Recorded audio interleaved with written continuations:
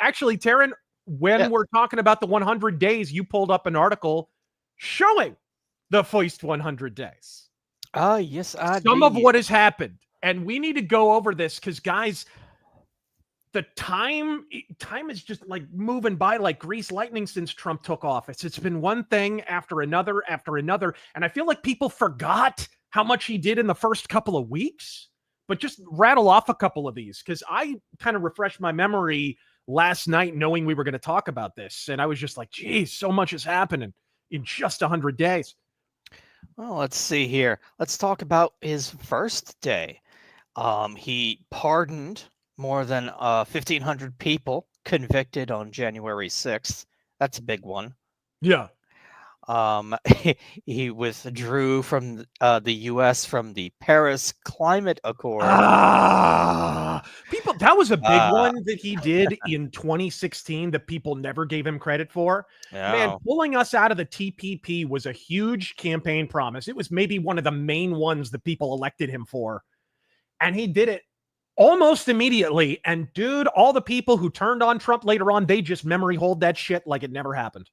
Oh, but it doesn't stop there. He also withdrew us from the World Health Organization. Yes. Fantastic. That's a good one. He, of course, renamed the Gulf of Mexico to the Gulf of America. I actually forgot about that. He ended birthright citizenship, another big one. Oh, yes. Which that's now a huge issue with all this controversy over the judges that have been aiding and abetting illegal aliens getting arrested. We'll talk about that in a moment. That's in the more recent past. And let's see. Let's move on. What did he do day 2? Yeah. And that was just before lunchtime. Not too much. Pete Hegseth, Trump's nominee, faced new allegations. We can skip past those. Let's get to the actual meat of what he got done. Right. Let's see. John Ratcliffe was confirmed by the U.S. Senate to be the next CIA director on day 4. Right. Like I said, the intelligence agencies need to be torn down and then rebuilt if they're rebuilt at all. I'd rather they weren't personally, but the alphabet agencies. I told my idea on Gorka, right? And we pretty much went agency by agency. You guys can go check that out, where we basically were talking about holding intelligence agency auditions, right? Like, okay, as of now, it is presumed that you no longer have a right to exist because you're so inexorably corrupt. Sell me on why your agency should continue to exist. And we went over that item by item, agency by agency. And it's funny because Gorka now he's in the administration. So who knows? Maybe he'll be in somebody's ear recommending something like that. And let's do one from day 8. He signed an executive order prohibiting people who are transgender from serving in the military. Yep. Which was a big one. Man, Biden... I saw where he had overturned something like 100 Biden executive orders in the first day. Or no, like 70 something in the 75 or so in the first day. I mean, that is a lot. And you know what? That's not that out of line with what Biden did to him. And this is my big gripe. Of course. And I said this in 2016. This is great, but these are executive orders. Number one, they're not always enforceable. That's a big problem. Number two, once the next guy comes in, especially if they belong to the other party, those could very easily be overturned. Anything done extrajudicially or, without the aid of the Senate, without actually being pressed into law through Congress, is easy to overturn. It's been a big criticism that I had in 2016.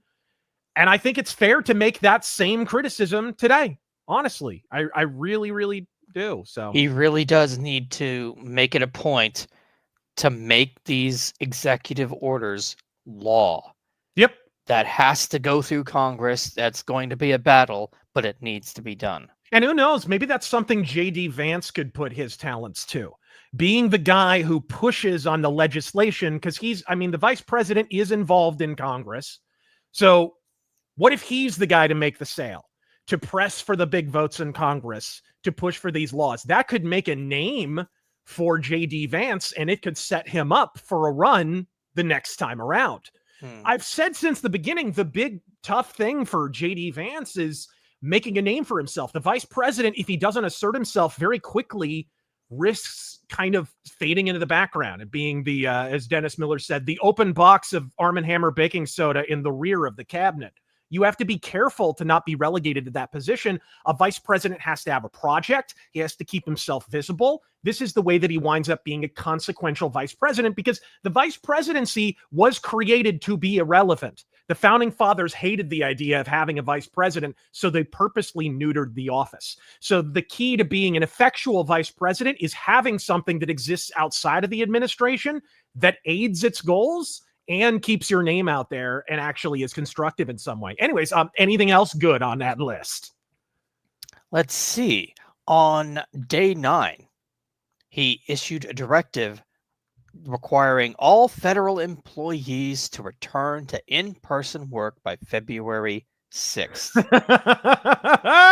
Of course, we got the rolling buyouts of government employees. I know that. I'm sure that's on the list, right? Because there were a bunch of people complaining about, oh no, my government employees were laid off. No, they were given an optional buyout. Hey, do you want to be bought out? Do you want to come back to work? What exactly do you want to do? Because they actually wanted to clean house, right? The Doge thing has been an ongoing deal, but some of these people are locked into contracts, and you can't just break a contract. You have to actually buy people out of their contract. And a lot of people have. Dude, I've had members of the RazörForce reach out. Anybody who's watching, seriously, tell me your story. I've heard some stories from people who watch on the regular, who are government employees or government contractors who got the buyout offer. So I absolutely think that's been a positive, poisonally. Anything else? Let's listen. I want to hear more of this, because some of this is like, dude, the news cycle moves so fast, I forgot about half this stuff. Maybe pick something a little more recent. Yeah, let's go to something more recent at the top of the list here. Let me scroll up.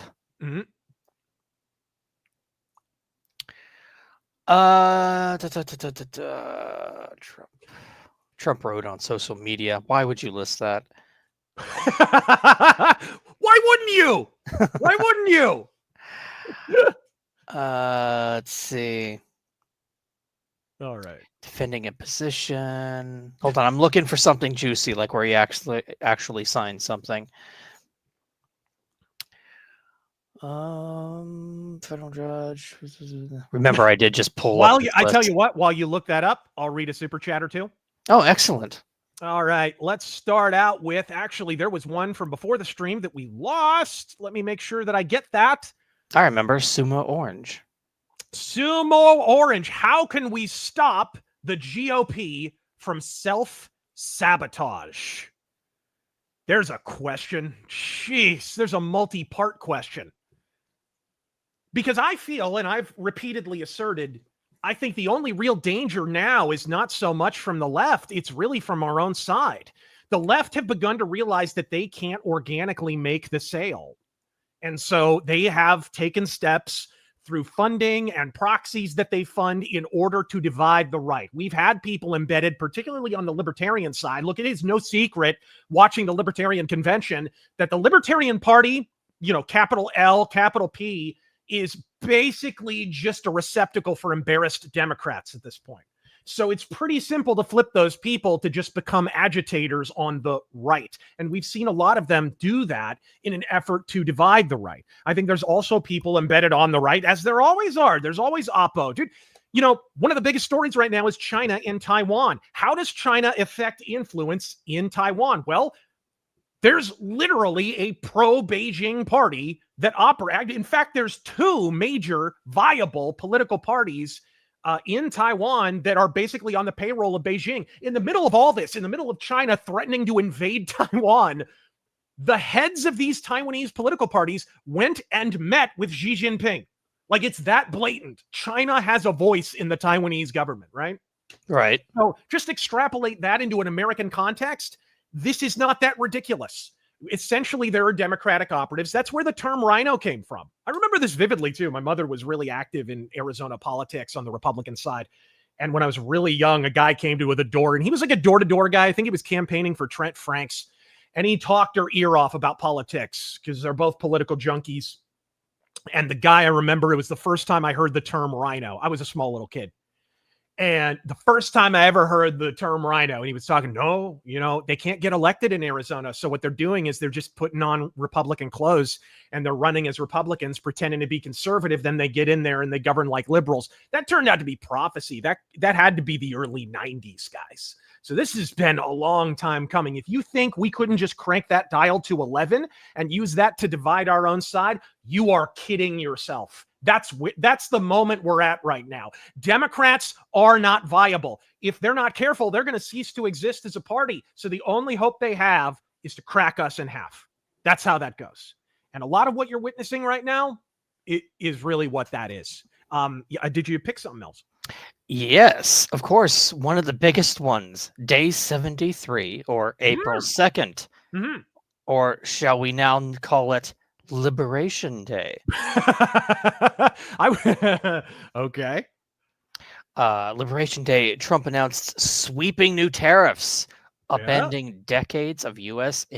economic policy and potentially triggering a global trade war. A global tariff war. And China's response to that, I haven't really made a follow-up to the tariff video. Go watch my tariff rant, by the way, for extrapolation on that topic. But their response was, hey, you're accusing us of using proxies to ship our stuff out.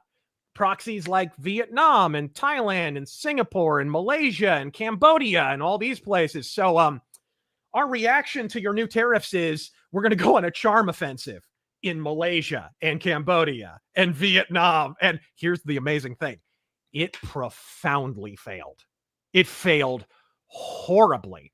If any, they signed these little tentative agreements, they really didn't get anything at all. And so he kind of had to go back to China. And now I suspect the next phase of Chinese resistance is they have a lot of friends in the mainstream media. I think they're going to keep bugling the call. It's going to intensify that, there's ships standing. You've seen these posts on social media. There's ships standing empty in harbors, and the tariffs are killing our economy. And look at Microsoft. We're going to talk about that a little bit later. Microsoft raising prices on Xbox and video games. And Nintendo might delay the Switch 2 release because of guys. This is some of these are absolutely planted stories in order to create this kind of preference cascade against the tariffs. Because if Trump doesn't back down, we're going to hurt, but we'll get over it. If Trump doesn't back down, China, however, is donezo.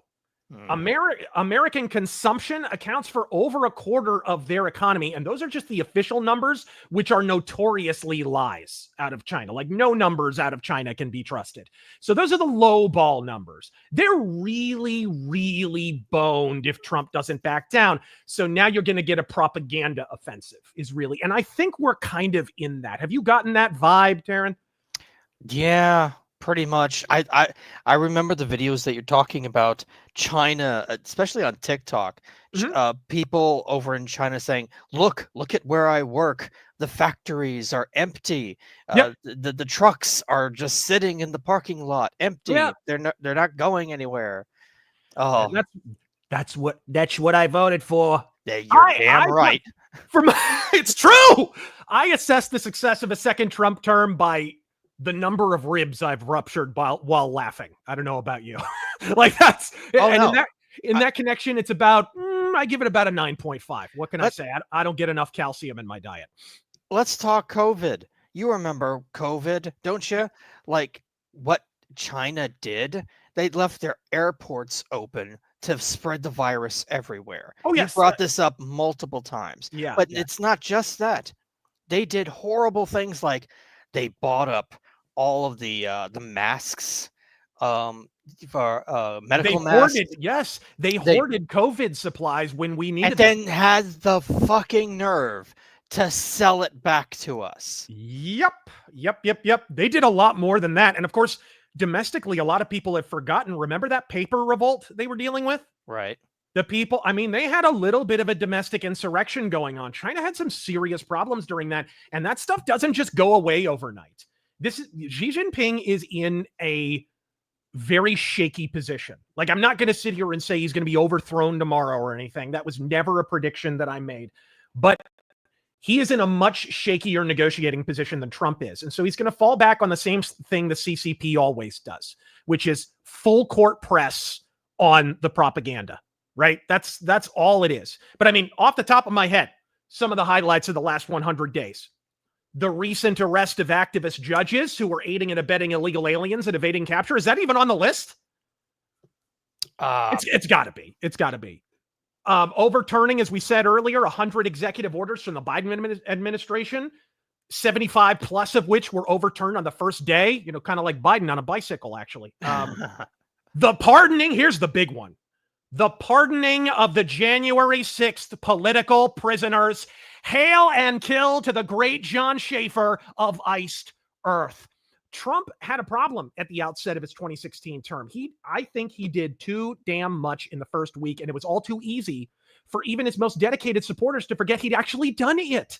This time, I am at least impressed with how he has sort of spread some of this out. Doge is an ongoing process, but it's already eliminating more waste than a prostate exam enema. The release of the unredacted JFK files, guys. Most people already forgot about the JFK files, but they actually released an unredacted. In fact, I think it's still ongoing. They're still scanning pages of it. But what we've seen already blew our minds almost as much as it blew his. Trump is kind of an imperfect presidency by design. We've been presented with presidential perfection before, and it turned out to be a piping hot cauldron of bubbling bullshit. I wish people would keep this in mind. Like, the media airbrushed Obama's pinko political history so hard, you would have thought it was an MS-13 tattoo, right? In a CNN article.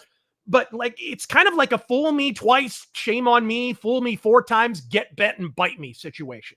Like, that's where I'm at with this. He's imperfect, but this is what we voted for. I feel like that's why it's kind of a I'm rubber and you're glue thing. None of the criticisms really stick.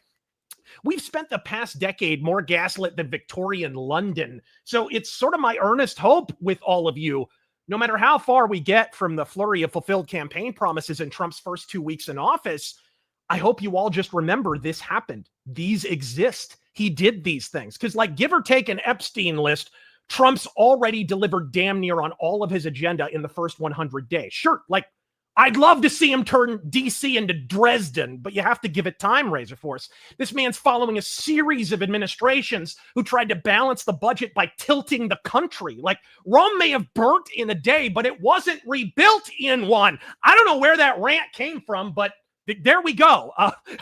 That's my view on the first 100 days, honestly. Like, he's done a lot more than I expected him to. Do I have my criticisms? Yes. I wonder where he's going with tariffs. I suspect that he's using it as a negotiation tactic. And in fact, I'd put this to the audience, and I'd put this to Taryn Gell. Where do you think he's going with it?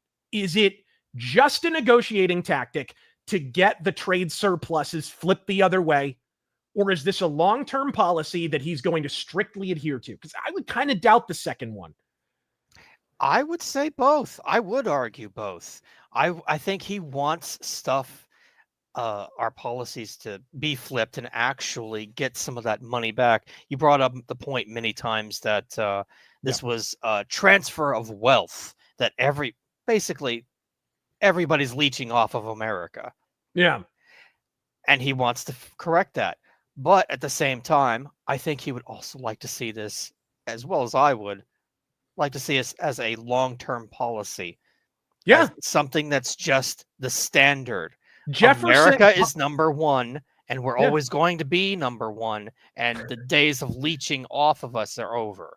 Yes. I mean, whenever I hear some lulbert say the tariffs are innately bad, like, I don't think they're always good. I wouldn't prefer them to be the default policy. But every time I hear some lulbert say, it's like, don't you worship Thomas Jefferson? Do you not realize he funded the entire government basically entirely through tariff? Like, he banned taxes in mainland America. This is a Jeffersonian policy that Trump is pursuing here. Now, do I wish that he would lower taxes a bunch in concert with raising the tariffs? Yeah, but the fact that he hasn't kind of tells me it's one of the indicia that this is kind of just a temporary thing. It's a negotiating tactic. And if it is, as we explained, in kind of the brief assessment of China's political situation, I think he's kind of holding all the cards. I don't know. What about you? It's looking like that, I think. Yeah. Have you been paying much attention to China? Like, do you follow any like China channels or anything? It's becoming a growing genre on YouTube. Shout out to China Uncensored, by the way. Great channel. Oh, yeah. You should subscribe to it. I haven't been following Chinese specific media. No. Most of what I get regarding China either comes from China Uncensored or Jack Posobiec. He'll sometimes bring it up. Dude, you should check out a channel. Lay's Real Talk is really good. LEI is Real Talk. She's freaking great at going over economic figures and population figures. She was a big kind of leading person on exposing the disparity in the official population numbers before and after COVID, suggesting that their population was lower to begin with, and now we're kind of correcting, and a bunch of people have died. And we don't know how many people died from COVID in China. We still don't, but we know the official population figures were over leveraged in order to get China these trade surpluses, because more countries want to trade with you if they think you have a larger consumer base than you actually do. So China overestimated, and their census overestimated by hundreds of millions of residents. The idea that China had 1 billion people may never have been true, may actually never have been true, which is crazy, because didn't you and I just grow up in the early 2000s hearing all the time, holy shit, China has 1 billion people, right? Oh, it was a big story in the news. I thought it was 2 billion, not 1 billion. Several billion, right. But it was the hyperbole around that at the time is something that you and I just grew up with. Yeah. And it turns out that was, like a lot of things in communism, a complete lie or a distortion of fact. Let's get to a few super chats here before we move on to some news stories. You guys got a little opening rant there out of nowhere. Zero brought up, thank you for the $2, by the way. He brings up, Congress sets taxes. Blame them, not Trump. True. That is actually true. Dustin the Grim, thoughts on David Hogg possibly getting the boot from the DNC after only a few months? He sucks so bad, even the Dems despise him. I'd love to think that's why, but let's be real. It's probably because he's not politically connected enough. If you kiss the ring, they'll keep you around no matter how terrible and feckless you are. Look at Jerry Nadler, for crying out loud. Dude was collapsing in diabetic fits, and they kept his Humpty Dumpty ass looking hanging around. They didn't care, right? Let's see here. Ben Manjarier. Let's see here. Hope Razorfist will like, Claire Obscure Expedition 33. I've been loving it so far, but can't deny Razorfist might call it a movie game. Also, blessed day. See, I don't get that. I've seen gameplay, and I didn't get a sense that it was a movie game. Did you? Have you seen a lot of gameplay of Expedition 33? I've seen some. I mean, it does have its share of cutscenes, but it looks more like a JRPG mixed with Soulsborne, kind of. Really? I didn't get that. What'd you get from it? Honestly, it just looked like it had turn-based combat, which I dig, dude. No, I'm a fan. How cool is that now between Baldur's Gate 3 and Expedition 33, two of the best-selling RPGs of the last several years have been turn-based? How freaking cool is that? It's amazing. And how long ago was it? I think it was it Nomura? Someone from Squeenix said famously, no one wants turn-based RPGs anymore. I think that was while they were working on either FF16 or 15 or 16. Yeah. The FF7 remake. And that was one of my big gripes about FF7 remake. I thought they handled the story okay. You know, the characters, I think they pretty much nailed, but the gameplay is just like generic hacky slashy. What are we doing? Like, what it's Kingdom Hearts. Yes, it does not feel like Final Fantasy at all. I never thought I'd be pining for the days when Final Fantasy was pure turn-based JRPG stuff, but I am. I actually find I am more inclined to play original FF7 now, a game that I built my career shitting on, than I am on the remake, honestly. I probably would enjoy it more. You got Matthew Hammond's super chat there? Matthew Hammond. Let's take a look. Matthew Hammond. Do you think, like I do, that the trade war with China prevented a kinetic war and allows U.S. companies to move out of China before the CCP collapse? It was estimated by a few geopolitical strategists that have not been full of crap before that China was revving up to invade mainland Taiwan within this second Trump term. And some people still predict that. But the tariff war does give them one more thing to think about. And I have to say, it's pretty unlikely, like, you're king of the world, you're king of a country. You want to invade France, but you just purged your third most powerful military official. And this is after a series of other purges of your top military officials. What the reasons are behind that, we don't know. We can speculate, probably just internecine communist politics, factionalism. Apparently, the scuttlebutt is that Hu Weidong, the latest guy to get purged a couple of months ago, he was forming a political faction with two other top CCP officials. And that is banned in China. You are not allowed to have any kind of a faction, not even an informal club of people. So he had to be purged, because if that turns into political opposition, that's a threat to Xi Jinping's power. Again, I ask you, how freaking efficient is dictatorship? Really? You know what I mean? So yes, would you think of it? You're the king of that country. You want to invade France. You just purged your military. Are you going to do it right then? Or are you going to have to take some time to put your military back together? Especially because of the timing.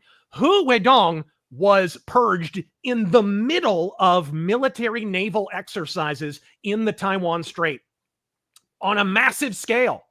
They were trying to prove that they were capable of conquering mainland Taiwan. In the middle of that, he purged his military. Is that indicative that China wants to invade anytime soon? Like, I would tend to doubt that. It could, but I kind of doubt that. So anyways, what's next? Let's see. I believe you brought up an article. Let's see. Do I have it? Where's the one about? Here it is. A hot accessory at the intersection of faith and culture. The cross is apparently making a comeback. Nice.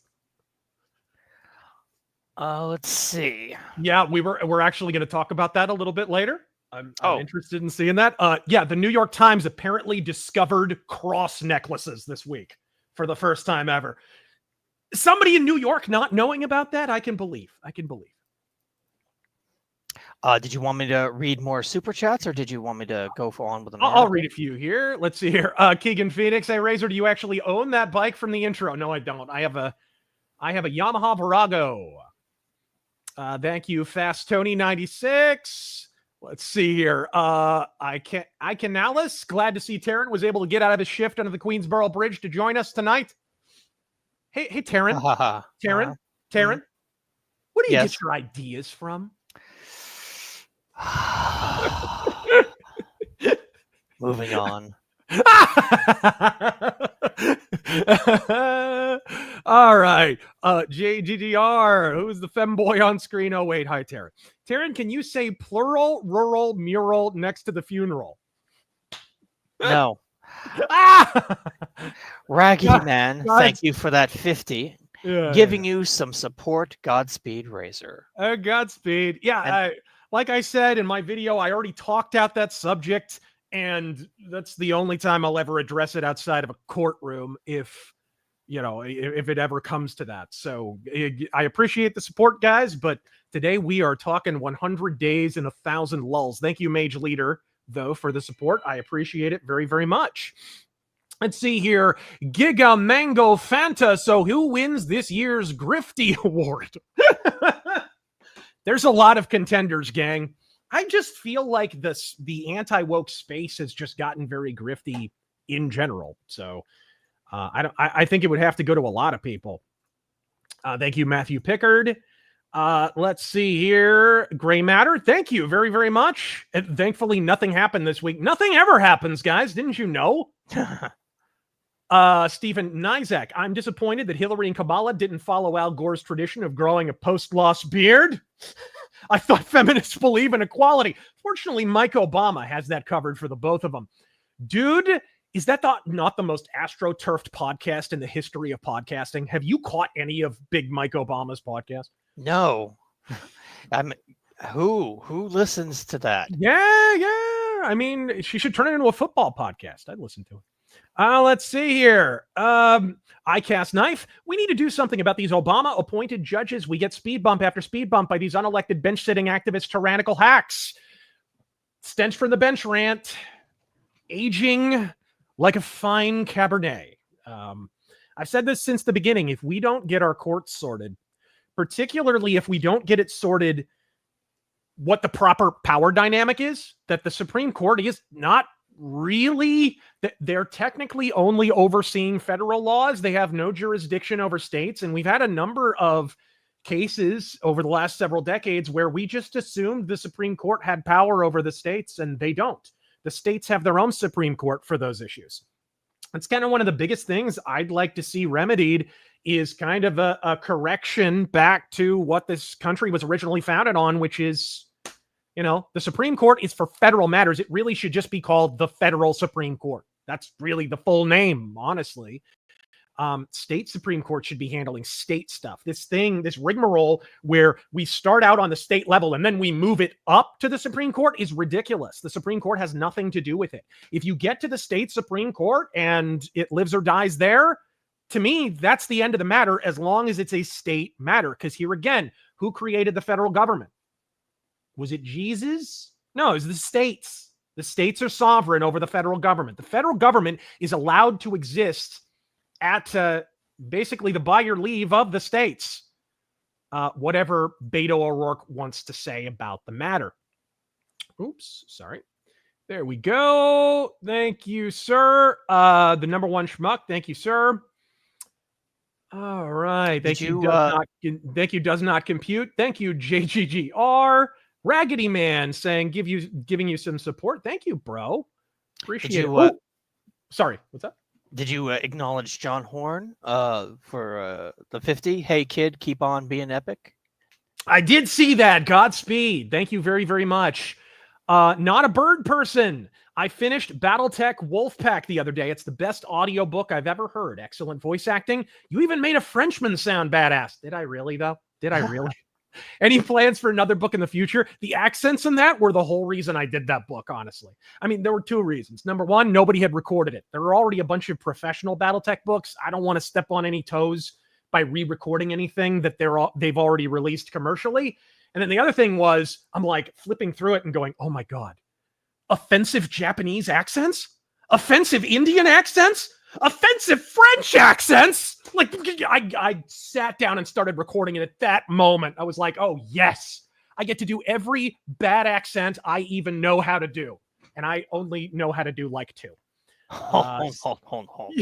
Speaking of which, Stephen Nizak, so when Alberta secedes from Canada and becomes a U.S. state, can we add a leaf to the U.S. flag instead of a star? What do you think about the possibility of Alberta's secession? I don't think it's likely. Hey, if they want to become an independent territory, I'm fine with that. I'm not sure I want them. Even though they are the more conservative part of Canada, they are still very leftist.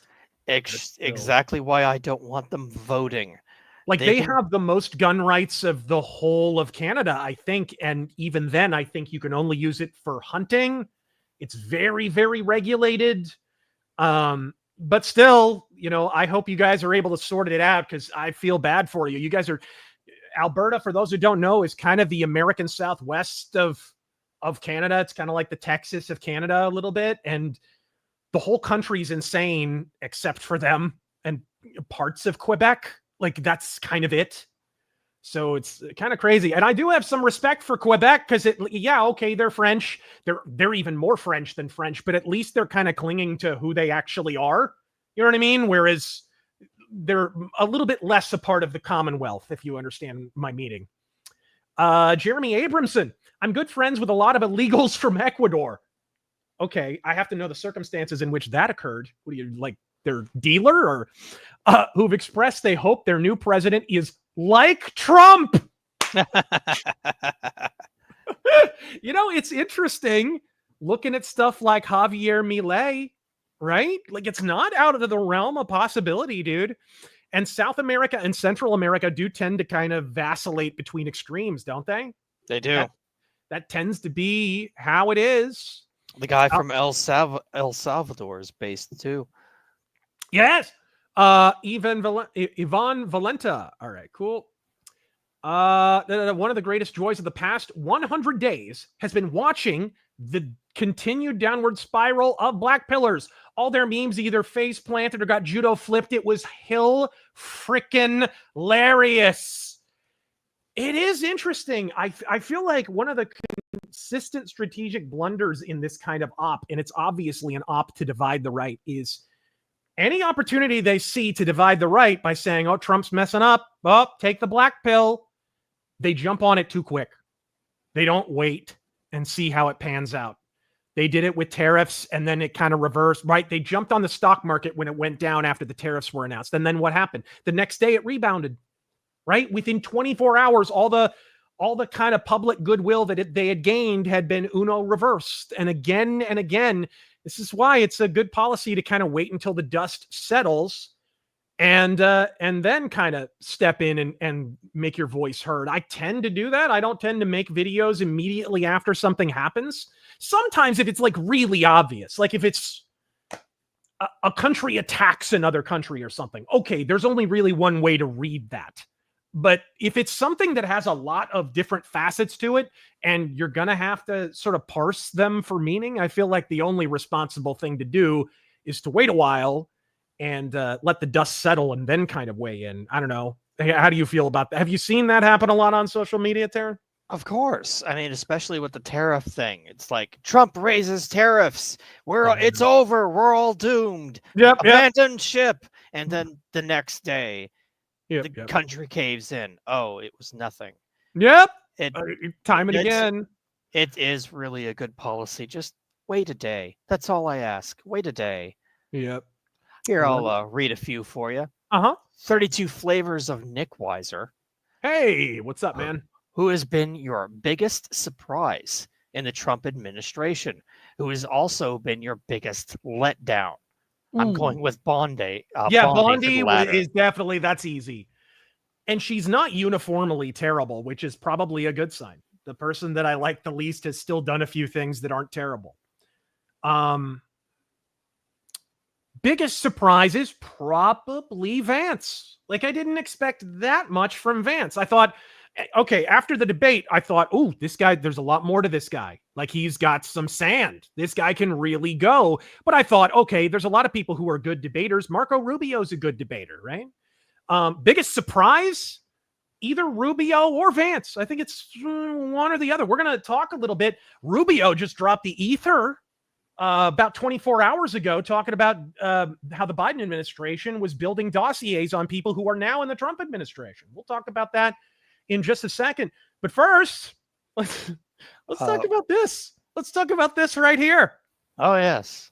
A hot accessory at the intersection of faith and culture. The New York Times discovers the cross necklace. When Ariana Salerno first moved to Washington, D.C. in 2022 to attend Catholic University, she didn't see many people wearing cross necklaces. But in the past year, she says she has noticed an uptick of the jewelry each time she takes the metro. And they are now a regular presence on Capitol Hill, where she's held multiple internships. I can help you with that. They laid off most of the atheist DC politician types, the bureaucrats. That was a big story right after Trump took office, was the real estate, real estate market in DC, like, plummeted. As a millenniums-old symbol of Christian faith, the cross would seem somewhat immune to trendiness, but cross necklaces and pendants have been in vogue before, and maybe again, as some feel more comfortable embracing their faith and seek community with others. On red carpets, on social media, at protests by high-ranking Democrats and in the White House, God, but I hope, necklaces with cross pendants are appearing with renewed prevalence. Chappelle Rowan wore an oversized one to the MTV Video Music Awards. Yeah, there's the first example you want to bring. Madonna wore cross necklaces too. She also showed us her hoo-hoo. And one dangled from Sabrina Carpenter's neck in the music video for her single Please, Please, Please. what does this mean, dude? What Black Sabbath wore cross necklaces too? What are you doing? What is this? The trendy online store S-Sense sells them in nearly 50 variations, and mainstream jewelers like Kendra Scott and Zales carry numerous designs.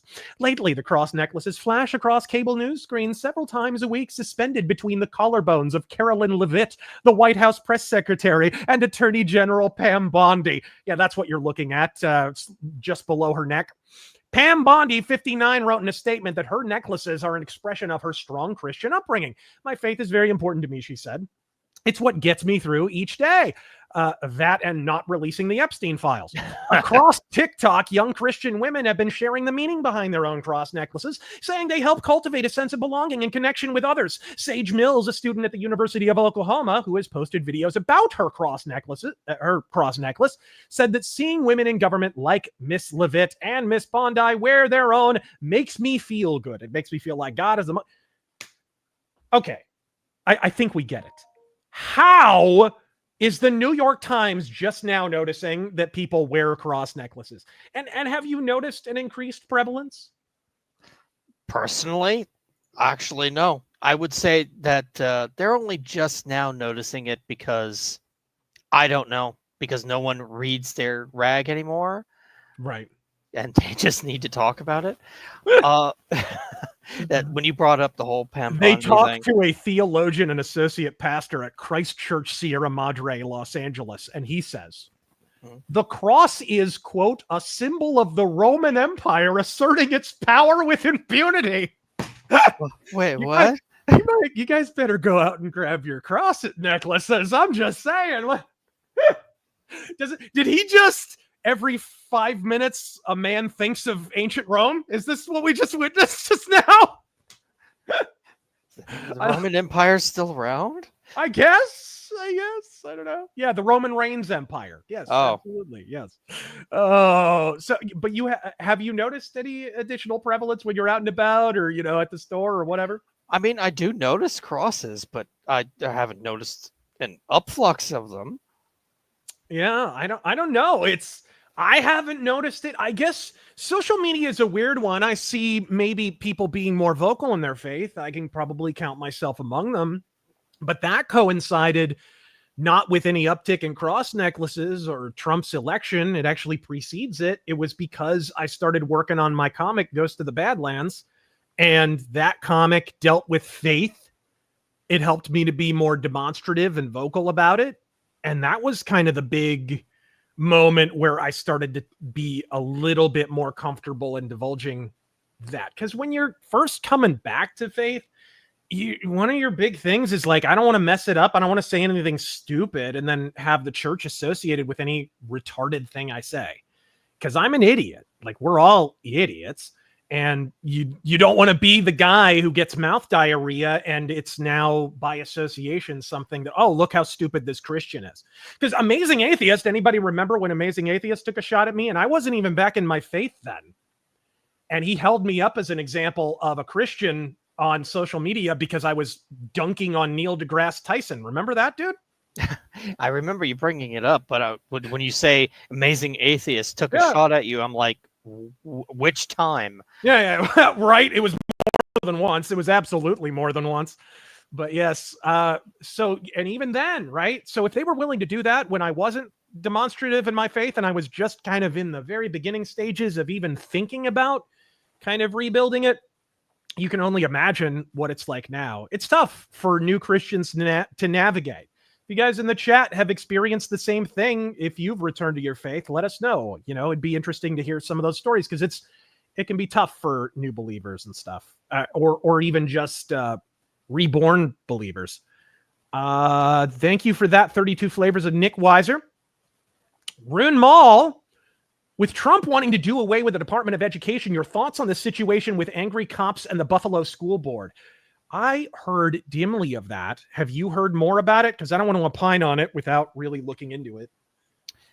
Your thoughts on the situation with angry cops and the Buffalo School? No, I've not heard this. Yeah, I wasn't on top of this, so I'm not sure I can weigh in on it. I apologize, but thank you for the support all the same. I called ICE on one of the local illegals. He called the ATF to get back to me. See y'all in 20 years. But unlike him, I'm still here. Well, lock your dogs up or have somebody else watch them for a while. Jesus. All right. Volst. Would now be a good time to release the Epstein List, considering the newly elected prime minister, God help us, was friends with Ghislaine Maxwell and is photographed with her. Man, the list of people photographed with Ghislaine Maxwell and Jeffrey Epstein is miles and miles long, because it's pretty obvious that Epstein was some kind of operation, and it sounds like from multiple governments. He gets hit with the, he was in Mossad asset thing, and I think that's probably true, but I think MI6 was involved too. If you look into his past, there was a whole lot of MI6 fingerprints on the Epstein thing, and it's really sounding like he was just a blackmail artist. Like he was just selling information and just, oh my God. Yep. It sounds pretty bad, but hey, maybe we'll hear about it one day. Yep. Thank you, Stephen J. Very, very much. Elder Chicken, what Troy McClure film would you want to watch if it were real? I think my vote is for The President's Neck is Missing. God, I can't remember any. Oh, there's got to be a list out there. Troy. There was one that was, don't throw out that dropping. Don't throw out that turd or something like that. It was something like that. Oh, let's see. Hi, my name is Troy McClure. You may remember me from such films as David versus Super Goliath.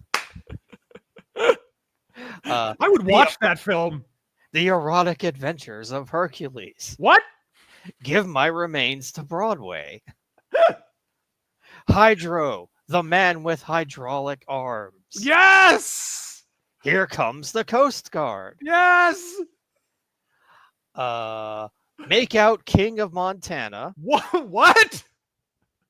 Look Who's Still Oinking. What? This list is huge, by the way. I'm going to stop there. Rip Phil Hartman. Yeah. Rip Phil Hartman. Obsidian Mug. Obsidian Mug, I've realized that when the White House is having a slow week, the opposition goes on the demoralization attack. Fortunately, their hits are more foul than a Yankees baseball bat. Womp, womp. It is true, though. I do notice that. I think you're onto something there. GK Vodkilled. My leftist bro-in-law was a CDC employee. He took the buyout and spun it as him leaving on principle. No, you were dismissed, dude. That's funny. Godspeed, Dilly Bod. Thank you very much for the support. All right.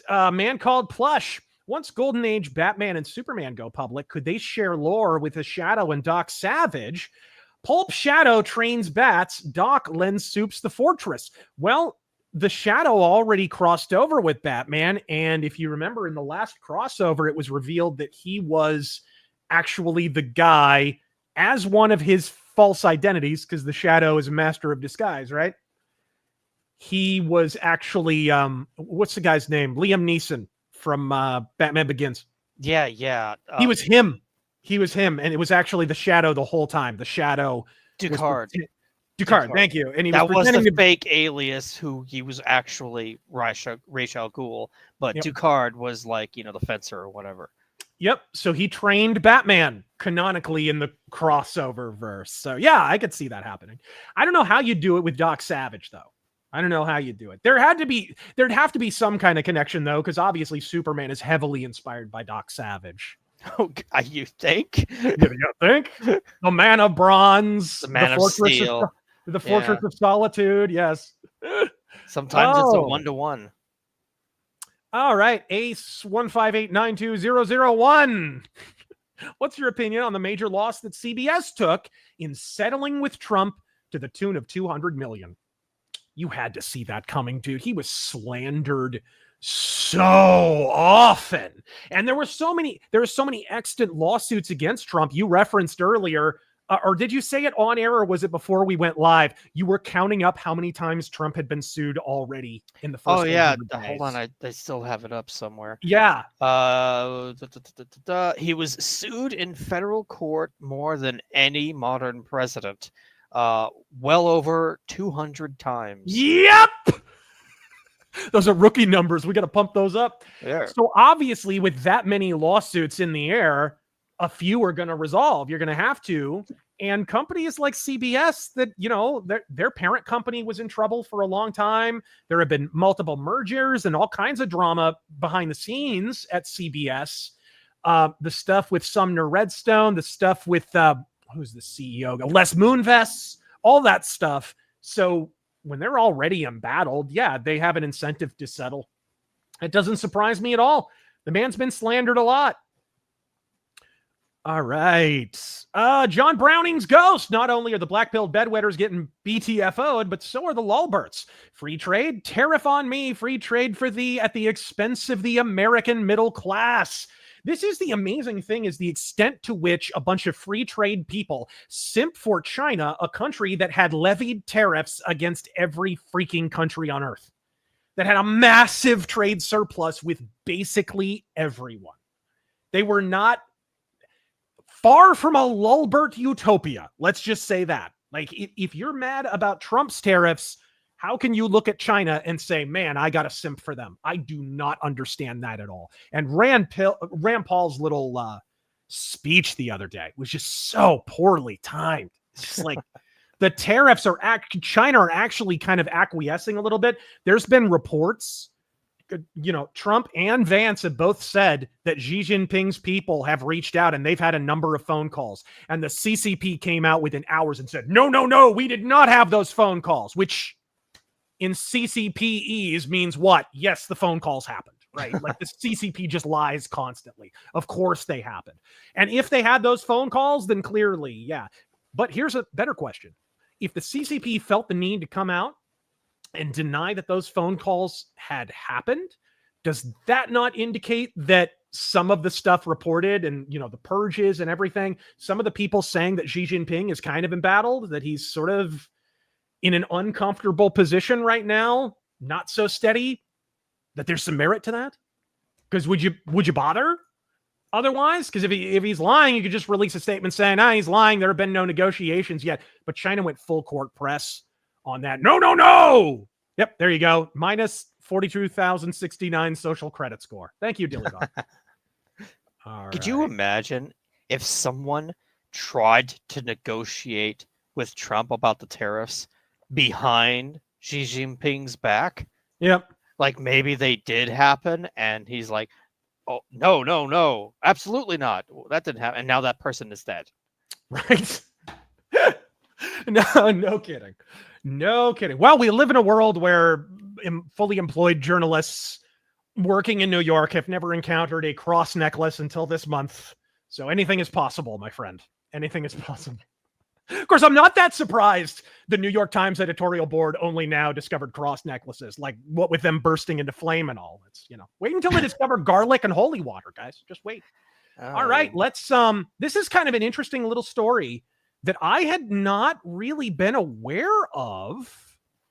And I'm going to go ahead and bring this up, but it is another thing that Trump has moved on, and I feel like he's not getting that much credit. Trump officials kill Biden's persecution of a ranching family. So apparently there's we'll talk about it here. The administration of Donald Trump has killed a Joe Biden plan that involved persecuting a multi-generation South Dakota ranching family with huge legal fees and threats of jail. No family farmer or rancher should have to go through what the Maud family did, explained Buck Verbine, a Nebraska cattleman and president of the National Cattlemen's Beef Association. The targeted prosecution of the Maud family was way out of line for the U.S. Forest Service, and this was a clear example of government overreach that had direct catastrophic impacts for a hardworking fifth-generation ranching family. It was under Biden's administration that a dispute arose over a fence line on land the family had ranched on for more than a century. So the takeaway here, Taryn, Biden does believe in walls. Oh, he does. Look at that. Ain't Holy that crap! something? He believed in walls all along. And he was even willing to send a ranching family to prison over it. Of course, I guess you'd have to believe in a wall considering how hard Jill ran into one. But anyways, so family members were actively involved in the family members actively were involved in discussions to do an assessment of the problem, if there was one, and reach a resolution. But then the U.S. Forest Service dispatched armed federal agents to serve each Maud family member with a federal summons for theft, even though the management of the boundary line and parcel in question hadn't been changed since the early 1900s. The result was that Charles and Heather Maud each was facing claims of theft for federal property and threatened with 10 years in jail and fines of up to $250,000, according to News Dakota. Dude, what does this remind you of, bro? What does this remind you of?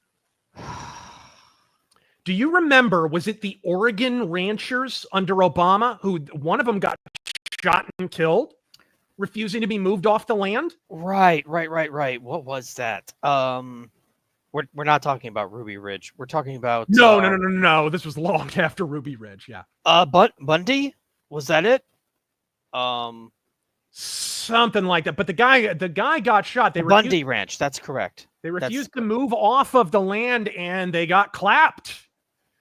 So, the Trump administration has apparently rescinded that. This is one of the things I'm talking about where it's like, I feel like sometimes he does these little things. He doesn't make a big deal out of them. They are definitely a part of the Trump agenda. They're definitely a part of him getting the government out of people's lives. And he sort of doesn't get credit for them. I don't know. We see that kind of stuff all the time. Jerron Wood, do you think Alberta will leave Canada? And if so, do you think it'll go independent or 51st state? I don't think it'll be a state. I think Trump was just I think Trump's talk about being a 51st state is kind of like the Gulf of America. It's kind of like the Panama Canal stuff. He is looking to prevent Russia and China from using the Northwest Passage. And Canada has a larger amount of responsibility in policing that region. And of course, we all know Canada's bought out by Beijing. We all know this. So they can't really be relied on to protect that, because Russia and China for the last more than a decade have been really, really giving the Northwest Passage the hairy eyeball.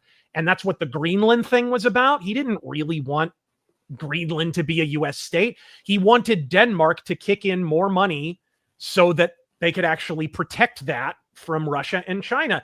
This is part of what Trump promised to do. Like, he's looking to renegotiate defense arrangements. He's looking for people to carry more of their share of the weight. The U.S. and our missile defense grid has been shielding how many countries?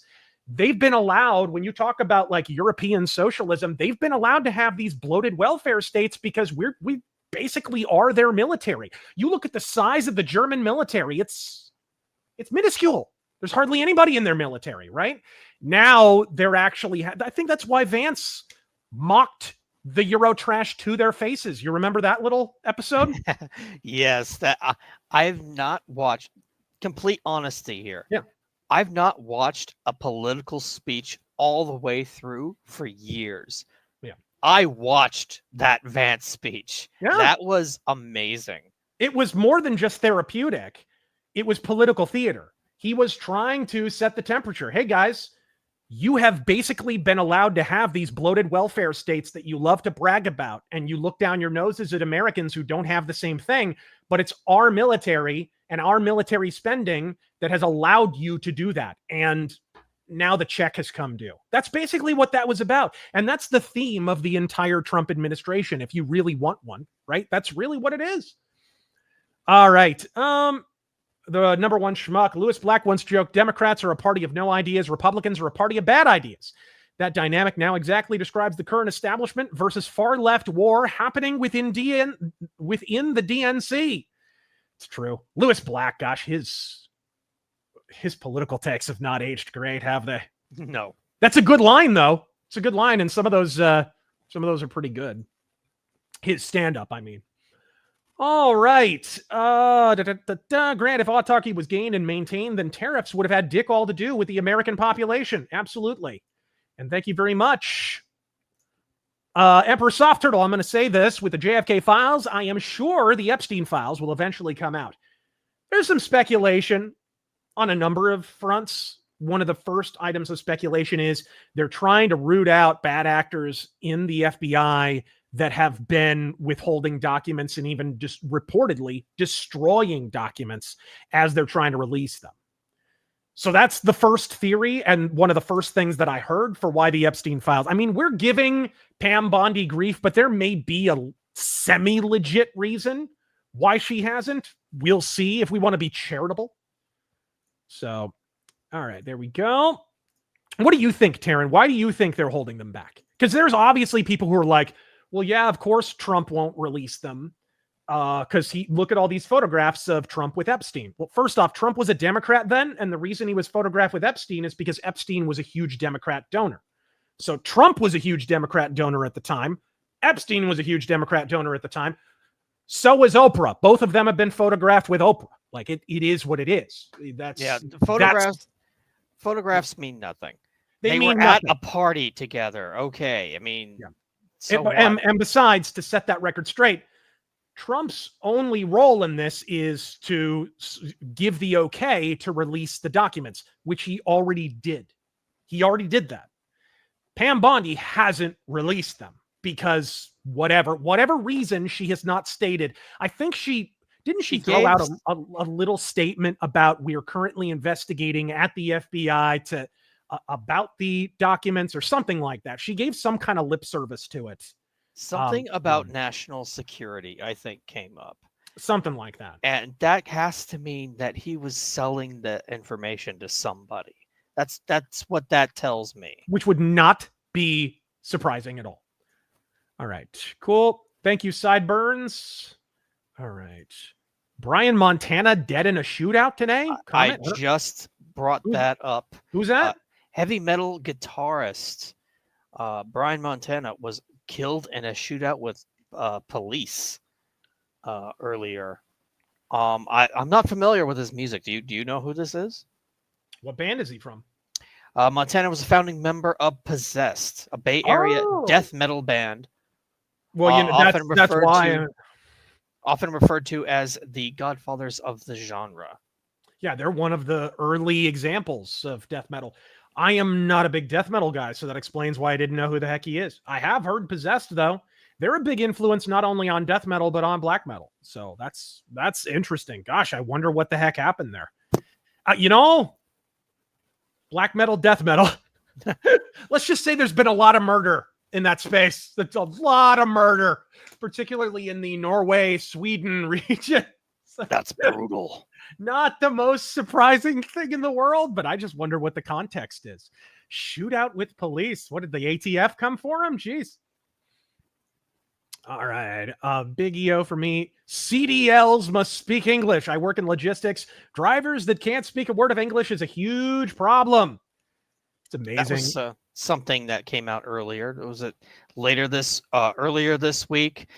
Somebody wanted to make sure that truck drivers could speak English. Yep. Let's see here. Red Belt. Razor, the tariffs are a bit of a weave. The weave. It's part of the weave. The real enemy is the EU banking system. These entities price and create dollars in Europe. It's about our money. I wouldn't be surprised to learn that. I think a lot of it, too, is an effort to isolate China from their trading partners, which is one of the reasons that the tariffs, if you look at the countries that were levied tariffs, it was all countries that either are known for habitually trading or retrading goods from China, or countries that have recently intensified their relationship with China. It was all those countries that comprised that list of countries that were hit with tariffs. And that makes it even more significant that almost immediately, what did JD Vance say? Like 70 something countries had already come to the negotiating table after those were announced. So basically all their trading partners came to the table, and that explains why China's charm offensive fell flat. It makes sense. All right. The Hylian Juggalo, we were lied to about China's population. It's not 2 billion, it's 6 gorillion. Godspeed. Oh, here we go. Taryn, let's ask you this. Bumcrack Jones, thoughts on Doom Dark Ages? I'm hyped. It looks good. It looks like it plays well. They really focused. That they even said so that they focused on gameplay this time. Like they want the flow to be really good. I'm not sure about the whole Dark Ages thing. I don't know what they're doing with the whole Doom lore. That now it's primitive times and he's an alien or something from an eternal race or whatever. Just whatever. If I get to kill demons and it looks cool, then I'm all for it. Right. Yeah, I mean, if it turns out to have good gunplay, I'm all for it. My issue with Eternal was it's a Doom game that doesn't play like Doom. There's not enough shooting. It's way too much chainsaws and grappling hooks and melee combat. And I'm just like, why? This does not feel like Doom. Give me my shoddy and let me go to town. Like if that's still the case in Dark Ages, then it's probably not for me. And for the record, I don't think Eternal is a bad game. It did not feel Doom to me, especially after 2016. I loved 2016. Doom 2016 was amazing. Eternal, not so much. It just didn't do as much for me personally. Actually, that brings us to another story. Let me go ahead and bring that up if and I can. Yes, a video game story. And actually, it's kind of pertinent to what we were already talking about with the tariffs, because this just came out today from IGN, who would never lie about anything at all for money. But they're telling the truth in this case. Microsoft is raising prices on the Xbox by a lot. In an announcement today, the company said it'll be raising prices on Xbox consoles, controllers, headsets, and some games. The price hike for consoles and accessories kicks in today, May 1st. And while game prices will stay the same for now, we should expect to see Xbox charging $79.99 for new first-party games around the holiday season. Price increases are taking effect globally with the exception of headset prices, which are only going up in the US and Canada. Going forward, here are the expected prices on various Xbox consoles and accessories in the US. Xbox Series S 512 gigabyte console is now $380, up from $300. The Xbox Series X S 1 terabyte model is now $430. Xbox Series X digital-only version is $550. That is insanity, dude. A digital-only console with no disc drive, $550. Xbox Series X, the whole shebang, $599 US. $599 US. No. They did the meme. They did the meme, people. $599 US. And finally, this is just a clown show. Xbox Series X 2 terabyte Galaxy Special Edition, $729, up from $600. What are we even doing here? What's that Series X price again? I'm actually live checking this right now with GameStop. Yeah. It was $429 for that. Okay. Well, it's currently $500 at GameStop, so that's $50 less than what they are predicting there. Yep. Though we don't yet know which first-party Microsoft games will cost $80, we can guess the lineup may include the next mainline Call of Duty, the new Fable, which was recently delayed to 2026. You go ahead and keep delaying it, folks. Yeah, that's fine. Go ahead and never come out with it. The Perfect Dark reboot, In Exile's Clockwork Revolution, Rare's Everwild, which Microsoft gaming boss Phil Spencer recently checked out, the Coalition's Gears of War E-Day, Hideo Kojima's OD, or Undead Labs' State of Decay 3. Dude, a Kojima game for $80, bro. What? Never. Like, I got that shit for free and I don't play it. I wasn't aware you could charge that much for movies. That's crazy. Jeez. Who freaking knew, bro? Okay, Taryn, I got to hear your take on this, bro. You don't own a Series X or S. I do. So I've already got them, so this doesn't affect me at all. I've never heard you have any intention of buying an Xbox. I have no intention of buying any modern console, any of the next gen consoles, Yeah. because I own a PC. Uh-huh. I have everything that I need. Right. I'm not going to spend $500 on a piece of shit that has no exclusives. I mean, hey, let's be honest here. You can give PlayStation shit all you want. Xbox's exclusives ain't that great either. Well, they got Gears of War and State of Decay. Oh, Wonderful, great. No, I'm not spending that kind of money on that. no, PC it's ridiculous. only. Do you think this is the latest desperate? So, okay, people are blaming tariffs. Now, let me just say this very, very straight. Tariffs have nothing to do with this. Nothing. Because you have warehouses of cheap Chinese garbage, microchips, everything to get through before you're even going to see a single price hike. And keep in mind, China already cucked on like semiconductors and some other like microchip stuff. They already lowered their tariffs on that stuff. The good John in the chat says, "What about the Switch 2, Taryn?" Okay, Switch 2 at its prices were announced hours before Trump made his Liberation Day speech. Yeah, that happened on the same day. Most people don't remember that. uh-huh. So he didn't announce the tariffs yet. Yeah. So that they have nothing to do with each other. No, it's a lie. It's a complete lie. And more than that, use your brain, people. You think Nintendo spent that much money, had to be millions in R&D, maybe billions in R&D over years, developing a console, kind of focus testing it, the whole 9 yards. No, they just pulled the price out of their ass day. Yeah, they came up with the price that week. Really, guys? If you believe that, I have a bridge in a swamp to sell you. I have about 2 bridges in swamps to sell you. That was clown shit from day one. The idea that anyone believed that is just a laugh and a half. I'm sorry. So that's a no on the Xbox Series X for me. Oh, here's a better question. So we know the tariffs likely have nothing to do with it, but here's my thought. Microsoft has been wanting to make money off of Game Pass and has not been. Game Pass is actually, in my experience, a halfway decent deal, especially if you're someone who streams a lot. Like, it's good. It saves you money. It definitely does. Like, to be streaming a new game every single week, it's a really, really good deal when you put it in that context. But it is not taken off the way that Microsoft want. That is transparently obvious. It's probably the most successful part of Microsoft's business model, but it's still disappointing financially, from what I understand. Is this an attempt to shepherd people away from physical goods once again and over to Game Pass? I would say yes. I would say not only that, everyone's trying it. I mean, you have PlayStation with their failed streaming service, or game live service, but whatever the Xbox Live service equivalent is. You have Nintendo trying it too.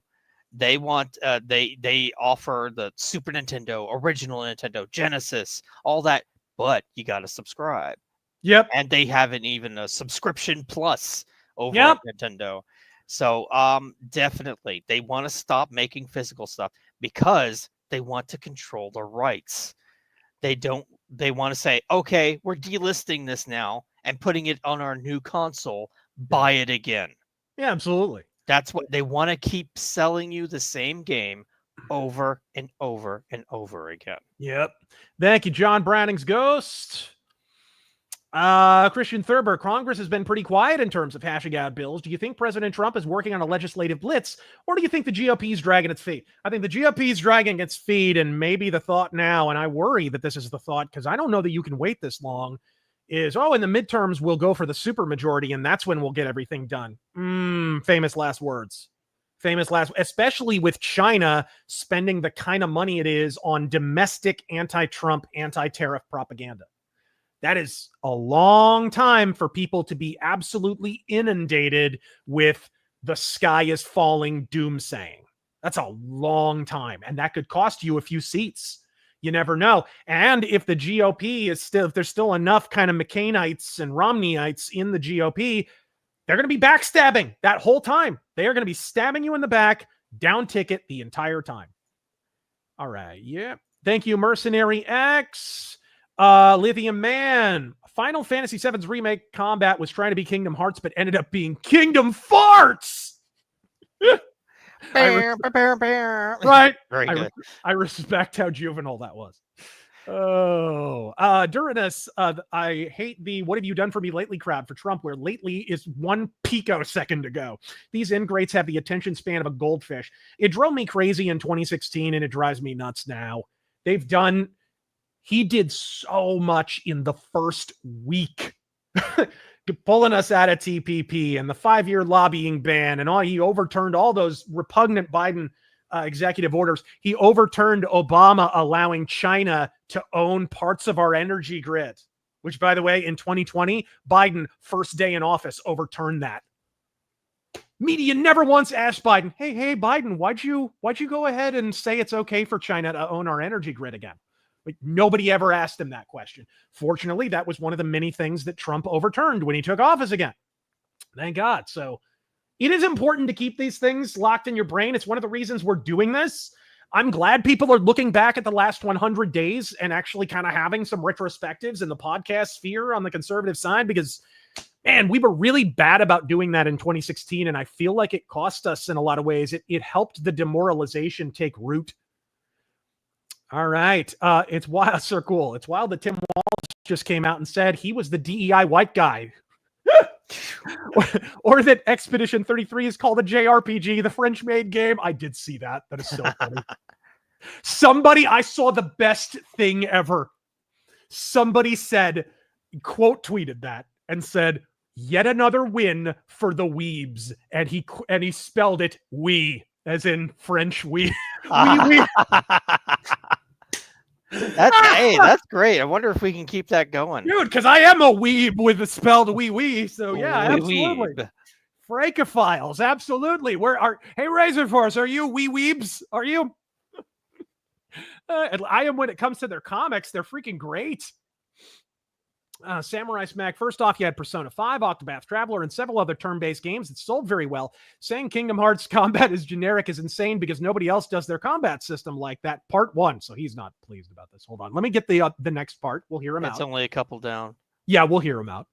Well, I can understand wanting turn-based combat to come back to Final Fantasy. The Kingdom Hearts combat is the best synthesis between menu turn-based combat and real-time gameplay. That's the entire point. See, I would argue there are other systems out there that are a little bit more retime. Even some of the Chrono Trigger, they have like time bars. Even Breath of Fire games and stuff have like time bars on the individual characters.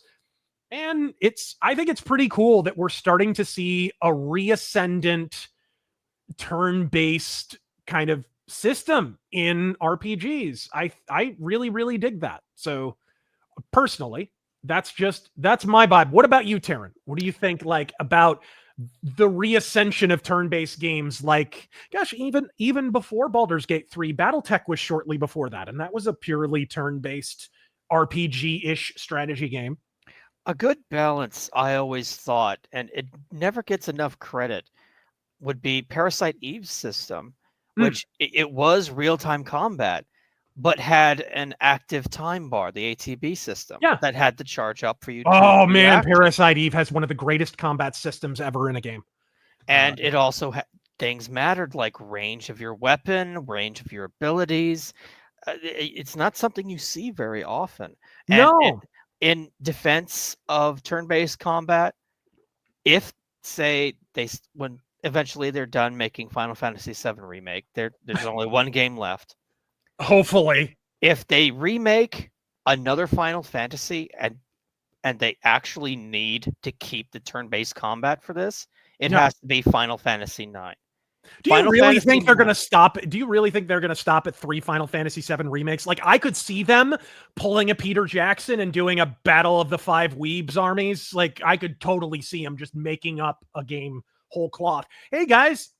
Now we've been building up to this other story that was never told before in this alternate. I could totally see that happening. It's possible. Yeah. I don't think they'll do it because I believe that they've been losing money on the remakes. That's true. They've been spending a lot of money. And I guess the last one, didn't Square Enix actually come out and say it's clear that our old business model isn't working? something like that. Like they made money, but they didn't make the kind of money they needed to make back, is basically the sum and substance of that. But the reason I bring up Final Fantasy IX is because it was made specifically in the old style, like the original Final Fantasy. You got little short characters. There are 4 people in your party at a time. Yet that needs turn-based combat. And looking at this Claire Obscure Expedition 30, was it 33? I think that they've shown that you can do it right. Yeah. That modern games can have turn-based combat. Yeah. I think so too. I think it's cool, and after so long not getting them, like I feel like 2 games sort of killed the turn-based JRPG during the 360 era. The Last Remnant and Infinite Undiscovery. Those 2 games were the last hurrah, together with maybe Lost Odyssey, which was a very good game, but didn't get the kind of sales that it deserved. It really is the true Final Fantasy 13. But those 3 games were like purely turn-based JRPGs, very traditional. They were really, well, some of them were well-made. Some of them were pretty good, but just nobody bought it. Because I think at that time we were kind of over turn-based RPGs, mostly because they'd become so old hat a little bit. But after enduring Final Fantasy 13 and the Final Fantasy Boy Band Edition and all that stuff, and of course what the MMOs have been doing, it's like I think we're kind of ready for it again, something a little more traditional. All right, Action Com, was all that liberal angst in the 2000s with the war protests, Gitmo, climate change, insanity real?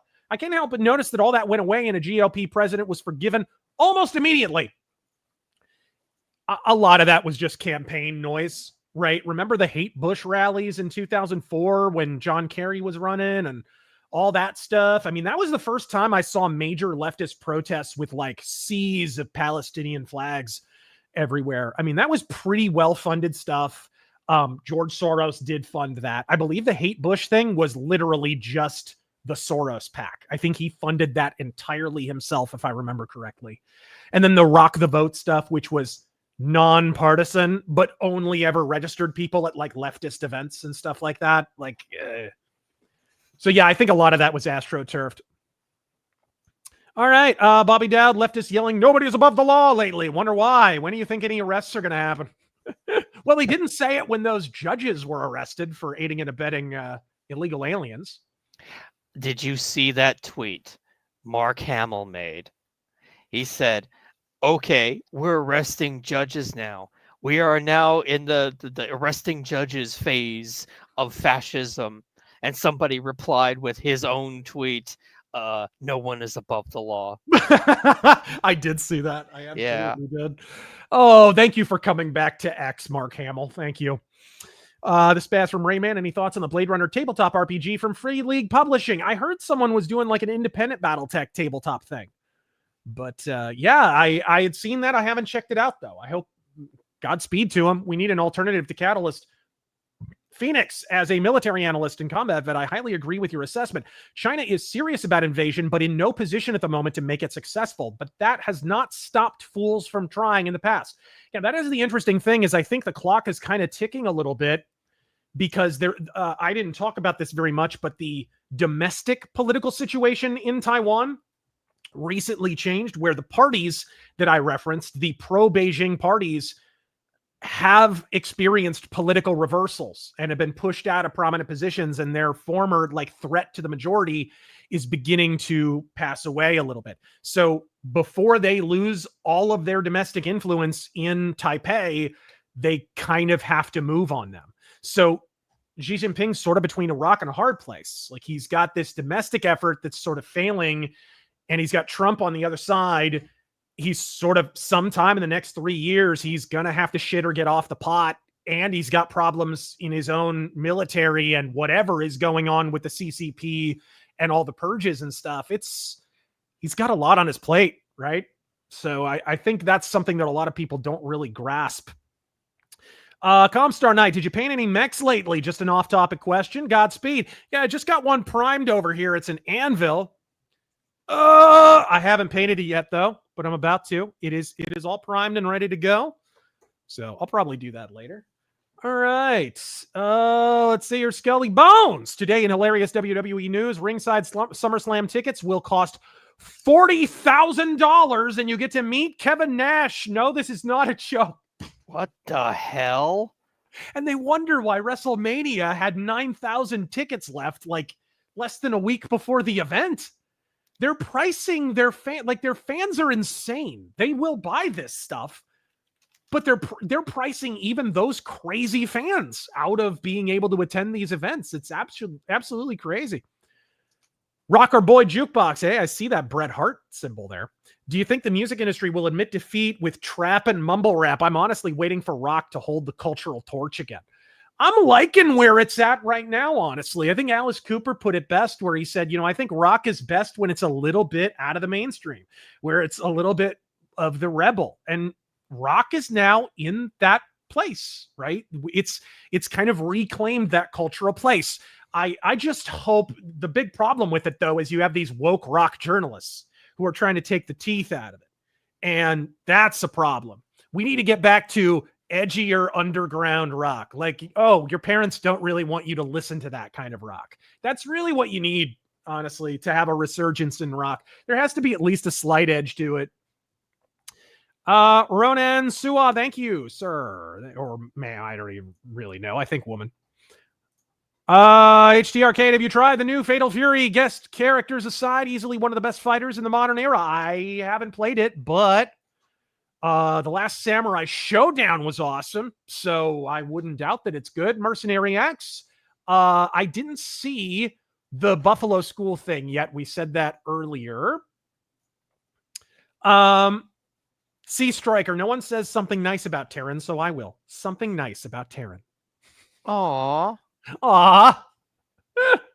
And by the way, I just used some of this time to look it up. Around 1999, ringside seats to SummerSlam were around $300. Yeah, dude. Because the difference was they had a show that could draw people in. Now they have kind of live events with big LED screens that draw people in. They don't have a show and a storyline that draws people in. People were addicted to wrestling in 99, in 2000, even in 2001 until the big crash after WrestleMania 17, right? So it's all been flipped. So they're basically just leveraging, hey guys, you get to go to WrestleMania and it's a big prestige event and look at all the fireworks and please ignore the stuff in the ring because that sucks. We're aware of it. Filipino white boy, I'm a little concerned about China cutting off our supply of rare earths. They should never have been allowed to monopolize it, but it leaves us severely vulnerable. Are we going to be okay in this area? That is an open question. But as I said, China's already backing down on a number of the tariffs. And if there are actually behind closed doors negotiations going on, as Trump and Vance have said, then it suggests that the CCP is not standing so firm as the mainstream media would like us to believe. So there's probably some wiggle room there. Again, Trump doesn't want to completely disentangle us from China. He wants to even the playing field so that China doesn't have a massive trade surplus with the United States. And he definitely doesn't want China to be superseding the US's place because China would like to become both the biggest producer and the biggest consumer market. Problem is, so many of their citizens died. Like, how do they do that, right? That's not really an enviable position to be in. Black Bull, enjoying the May Day protests. I haven't seen any of you. No, I haven't. Yeah. Common J, is it just me or is Trump the least talked about president in history? You just never hear about the guy. It's true. Yeah, that's why we try to keep it alive. All right. Yeah, we're carrying the torch for him. Storm ND, I've watched 800 hours of your content with ad blocker. I don't blame you. YouTube is so unusable. I wanted to pay you back for Mr. Ad Rivino, but I couldn't find any World War I paper mark. Didn't have a wheelbarrow handy, did you? God. You gotta have war bonds. Yeah. Strigoi, have you seen what's going on with the main rep being stripped of voting and speaking rights in the state legislature? If so, thoughts on how to challenge that when local courts side against the rep? We were going to talk about that, but I tried to keep the list of stories a little bit low. Did you hear about this? I didn't actually. Are they censuring Yeah. political candidates again? Yeah, they stripped them of voting rights because they challenged, what was it?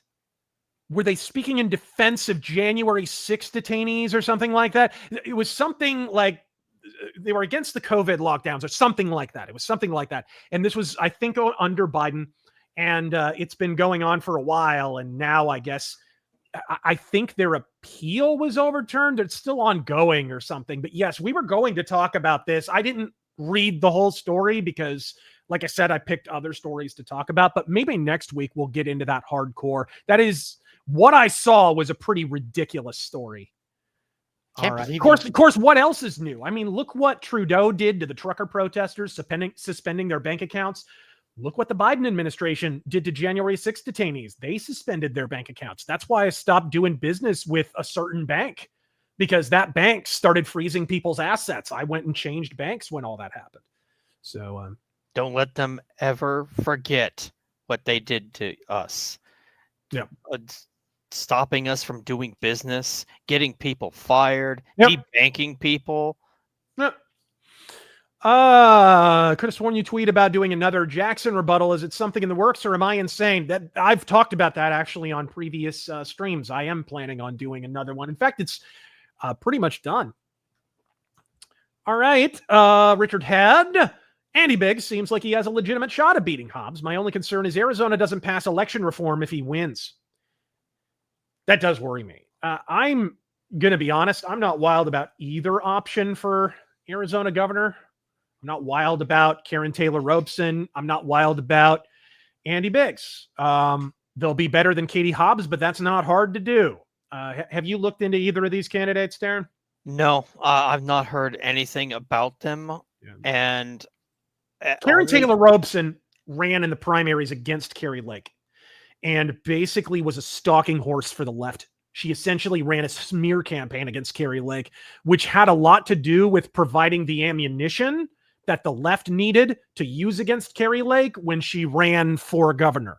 I was familiar with her. I know what she did. Yeah, but I know next to nothing about Andy Biggs. Yeah, so I'm not wild about either of them, but you know, I sense that the AZ GOP are buying into the idea that, oh, Carrie Lake was a bad candidate. She was too unconventional. She made too many people mad. So we need a non-firebrand candidate. We need a more boring, generic GOP candidate. That's what we heard after Election Day. And of course, I explained, no, she was just robbed. That's all there is to it. She was competitive and she got robbed. They stole that election very, very clearly. And they even caught some irregularities after the election with Ruben Gallego. So, but I'm interested. I'm like, okay, I'll be watching it because I'm curious. Can a boring GOP candidate win? I'm not sold on it, personally. I'm not. I don't think Carrie Lake was the problem at all. All right. Rolf, the Supreme Court's for the national constitution only. If it isn't a constitutional challenge, it doesn't have standing, and even then the court can just ignore it. That is one of their powers. Exactly. It's weird. We have just a false impression of what the Supreme Court really is. Mercenary X, critical mass is happening soon. 3 provinces in Canada are going to leave. It's inevitable, guys. I wonder which 3. All right. Thank you, Kyler. Let's see here. Thank you, Matthew Pickard.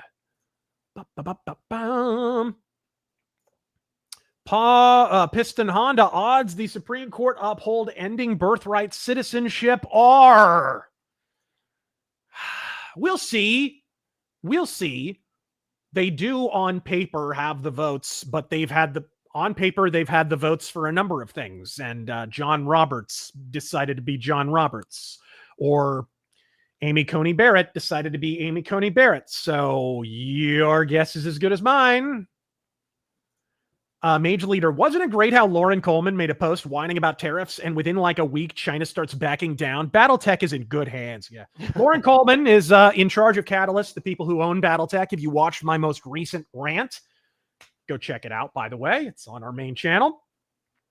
And Lauren Coleman was whining. We actually caught that while we were doing research for the episode. I think Taryn caught that. Yeah. that he was whining on social media about the tariffs. And I think Catalyst were even talking about joining with this coalition of tabletop gaming companies against Trump's tariffs.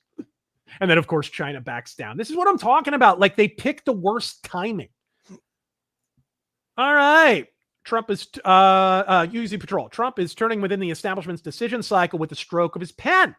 The left's OODA loop is collapsing. Staying in the offensive, his opponents can only weakly react. By the way, praise God for your vindication. Thank you, sir. All right. Black shirt and jeans. There's a significant separatist sentiment from Saskatchewan as well. Oh, maybe that's one of the provinces Mercenary X was talking about. Adam, the spaghetti fanatic. Razor, you don't have to deal with them often. Canadian snowbirds, anyone? Excuse me? But F Quebec drivers, they are worse than Dixie drivers and rude AF. No, we have lots of Canadians on Arizona roadways. It's a punchline out here. They love coming down here. All right. I'm not reading that out loud, but that was hilarious, Eric. I've read worse. Oh, it's great. Mercenary X, did you see how bad Canada cheating happened? Oh, that wouldn't surprise me at all. Canada's freaking... Their elections have been a bit of a punchline for a while. Andrew James, I like 5 times August, but his and a lot of other people's constant complaining of the FBI not doing enough is really getting tiring. These people refuse to be patient. What's your response? I have no issue with him complaining that things aren't moving faster because it gets the pressure going. I don't mind that. My issue is like, as long as it doesn't approach like Ann Coulter levels of cringe where she was doing those goofy daily wall updates and actually huge chunks of the wall had been built. Entire states now had wall built and she was still pretending like the wall hadn't been built because it was just a bit. You know what I mean? Like that was just so mind-bendingly cringe. I don't think this approaches that level. I think he's just disappointed that he hasn't seen more. And I kind of sympathize on that level. I'm disappointed I haven't seen more. Fiesta Cat, we've been wearing crosses for a long time in Texas. This is hilarious. Yeah, but most of your crosses are on the roadside. Anyway. Right next to a portrait and a Virgin Mary statue. Anyway, so. Okay, that's what you meant. All right. Hung right. Well, they're not burning crosses, Taryn. They're not. Geez. Alberta, I never know which direction you're going in, so I got to be prepared for everything. You always know it's going to be offensive, though. Alberta, maybe you're rightish, but I doubt its biggest cities, Edmonton and Calgary, are. That's true. Calgary is much more lefty. Also, Edmonton had a Washington football team situation, by the way. Not sure what that. Oh, I see what you mean. All right. Bubba Doom, don't be fooled in an uptick in cross-wearing. Every time I read the news, it reads like the curse for a society that rejects creation in Romans 1. No lies detected, bro. Intrinsic Dark, I've got strong faith, but I need to become consistent. And in my worship, it's a challenge. But little by little, put a little time aside for a devotion and a little prayer. I think it was Martin Luther who said it's not so important that your prayers have a lot of words. In fact, the shortest prayers are sometimes the best. I think that's what he said. And if you need a model, I think the Lord is satisfied with the Lord's Prayer. Everyone knows the Lord's Prayer, right? So just say that sometimes and just get that ball rolling. Say it every single time you get up, every time you're about to go to bed. It's a good place to start. Fox McLeod, thoughts on the new fake tattoos, Cope, when it comes from the mainstream media? Did you see this ridiculousness? No. Fake tattoos? Are we talking about like the stickers you get at restaurants? The MS-13 tattoo thing. Oh. CNN and other MSNBC and other outlets are now overtly pretending that those are fake tattoos that were photoshopped on. Right. Here's the problem. His wife put little smiley faces over them on their social media. Yeah, I saw those pictures. So what happened there? So why hide them, right? What's she hiding? Nothing? What does that mean? Ridiculous. Calamitous levels of cope. Eric the Red. You know, the more I hear about this Epstein fella, the more I don't care for him. All right. Captain, thoughts on the Old West author Zane Grey? I recently read Knights of the Range. I loved it. I have a couple of Zane Grey books.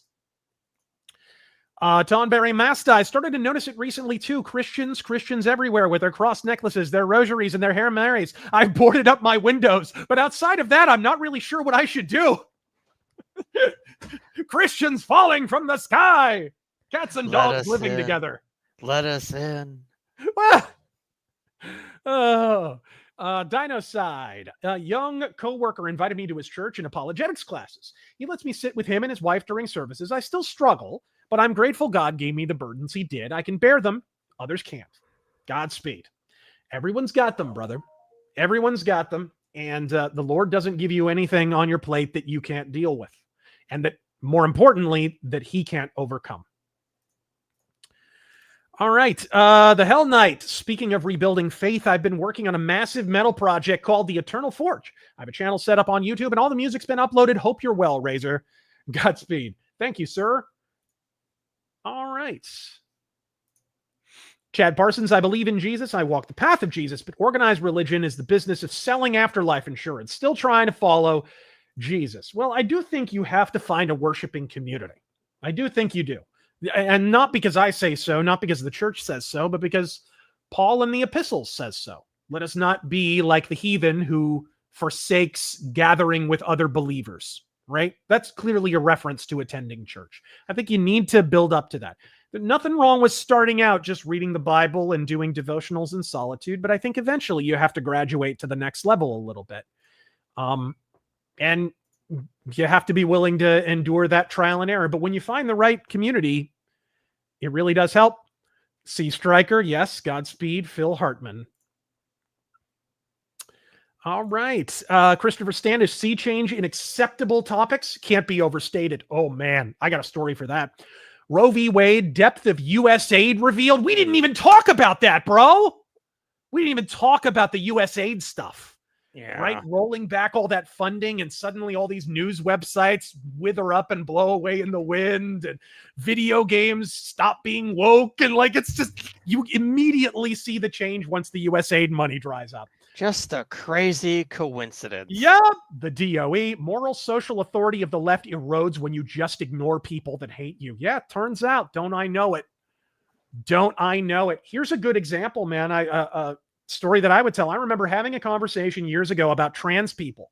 And this would have been like 2011, 12, something like that. And we were having the conversation. It was like, I broached the topic of, hey, like, is it really appropriate to be like, isn't deciding that you're going to cut somebody's genitals off because they have a cataloged mental disorder kind of like telling somebody who's agoraphobic, okay, you can just stay inside all the time. You don't have to get better. Like, isn't that like administering poison as the medicine? Isn't that basically making the condition permanent? And the offended looks that I got at the time, like 2011, 12, 13, having this conversation. And I thought it was a pretty common sense statement. I didn't think it was that ridiculous. Dude, today in 2025, everyone's far beyond what I just said. Way beyond what I just said. No, Troons are mentally ill. We have to have them conversion therapy. Like literally, we are so beyond that. It is so beyond. It was completely unacceptable for us to have that conversation at the time. Now it is completely socially acceptable to have that conversation at the time. And there are so many things that fall under that. Do you have an example of that, Taryn? The word retard came back. Yes! Of course, you and I never gave it up, dude. No, of course not. Dude, our videos are full of retard and faggot and oh yeah. But everybody, I dropped like hard R in a couple of videos, and those videos are still up, bro. They're still up. And it's funny when that happened too. It was around 2021 where people were like, okay, man, that's not cool. You can't say retard anymore. And now just everywhere now. Every streamer I follow says it. Every YouTuber I follow says it. It's amazing. Yeah, it's crazy. It's absolutely crazy. Rolf, Keynesians suck. Austrian gang. Godspeed. All right, cool. Up. Carson Thorell, hearing you've rekindled your faith is great news. Yet, I mean, that happened a number of years ago, but it's been an ongoing process. Like I said, the big inciting event was where I kind of worked through a lot of stuff while I was doing Ghost of the Badlands. And that was a couple of years ago. Even before that, I had come back to it. You know, if you watch my videos from just before that, I started wearing a cross a little bit more, and I was willing to talk issues of faith on live streams and stuff. It was just little by little. Sometimes it's like a tide coming up the rocks. Came across some info. You attend Lutheran church, but wherever you go, I pray you find a good church to call home. Yeah, luckily, I have found a fantastic worshiping community. I even helped them out a little bit with their internet stuff and their live streaming. That's kind of my ministry on the side. All right. Joshua Dillon. This I agree with, bro. What about you, Taryn? Trump needs to do more for the Second Amendment, though. Hiring red flag Barbie was a mistake. That's my big thing with Bondi. Yeah. He needs to push and support Eric Burleson's 2 bills repealing the NFA and ATF. Ooh, from your lips to God's ears, brother.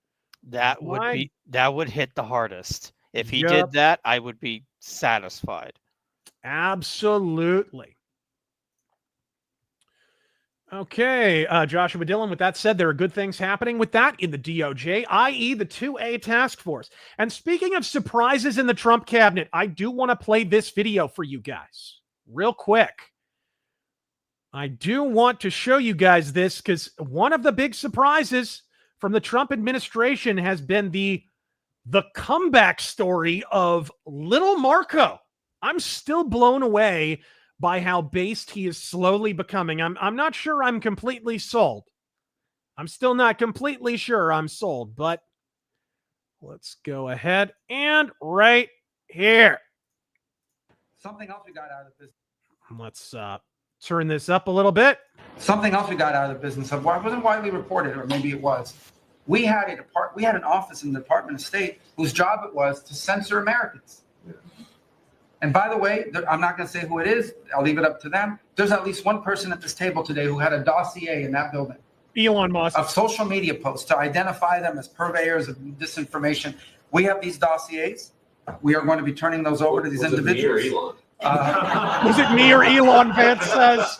We can follow up with the media. It's Elon, dude. We are going to turn over these dossiers to the individuals, and they'll decide whether they want to disclose it or not. But just think about the Department of State of the United States had set up an office to monitor the social media posts and commentary of American citizens to identify them as vectors of disinformation. When we know that the best way to combat disinformation is freedom of speech and transparency. Yep. And so that's what we're going to be in the business of doing. We're not going to have an office that does that. Something else we got out. All right. Good stuff. So what do you think of the rebuilding of Marco Rubio a little bit? It's shocking, surprising. I know, correct me if I'm wrong. He did start out as anti-Trump, yes? Never Trump, bro. Never Trump. He was the political rabbi of Ron DeSantis. I think he had a bit to do with Ron DeSantis running when he did. Then, little by little, he started criticizing Ron DeSantis during the primaries. And maybe he just recognized, dude, this is just not happening. This is not happening. We're not going to be able to take the rhino approach. We can't present the public with a McCain type or a McCain type campaign, because I don't think DeSantis is a McCain type personally. But he ran a McCain type campaign. It was it was languid. It just had no energy, low energy, nothing to it at all. I think he recognized that. He started to flip the script a little bit, and it's been interesting to see the sort of remaking of Rubio. What do you think? No, I love it. I'm in total support. Yeah. Jurassic Templar, do you think there will be a potential Canadian Civil War? I don't know about that one. What do they do? Just get on a battlefield and furiously apologize in unison? Can you find enough Canadians who are willing to fight? Yeah. I mean, hey, sorry about pushing the line there, eh? Sorry about that. Keep your stick on the ice. All right. The Bundy Ranch, John Horn clarifies. Thank you. Mr. Big Brain, my only major beef with Trump's admin so far has been the anti-Semitism executive order. Wondering your honest thoughts on it. I'm not sure what that's about, really. And I'm not sure the extent to which a lot of people make a big deal out of that, but I didn't really read it, and I don't know the extent of it. Like, what exactly is it? Is it trying to round up like political enemies or people in the government, or who exactly has been arrested? Has anyone been arrested? I would be willing to look into that, but I haven't yet. So I'm not really sure. I agree. Like, an executive order policing free speech, I'm not wild about. I get it might be a vector for foreign propaganda, because Israel often features in foreign propaganda. Sometimes Israel themselves are behind the anti-Israel propaganda. It's a way of baby-facing themselves. Oh, maybe this is not unheard of. Yes. 4chan. Did you hear about 4chan? Oh, yeah. Most of the anti-Semitic posts on 4chan apparently were coming out of Israel. 70% of their IPs from a political poll were based in Israel. Isn't that interesting? We're just based. No, no, don't discount this though. When JFK was running in the primaries, he picked and he was running in, the Wisconsin primary, I want to say. It was either Minnesota or Wisconsin, and it was a heavily Catholic area. And so, but JFK was behind. He was running behind his adversary. So his campaign printed a bunch of anti-Catholic, anti-JFK propaganda, a bunch of flyers, and leafleted the whole neighborhood and the airwaves with these anti-JFK, anti-Catholic flyers. And it was basically JFK's way of baby-facing himself and getting people talking about him. Oh, if this is what the other campaign does, then I'm going to vote for JFK, right? This is not an uncommon tactic, guys, to put propaganda out there that is anti-you so that you can kind of babyface yourself and accrue sympathy. And that might be the play. That might actually be the play. I'd be curious to find out if that actually is. I find that really, really fascinating. So, Mercenary X, that Nevada Rancher protesters is what I'm reminded of. Oh, yeah. All right. Flyover territory, big holy water use against the Nosferatu is controlled by the city-state known as the Vatican.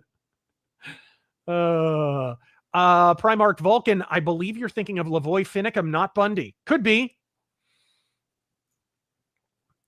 He's talking about the Nevada thing. All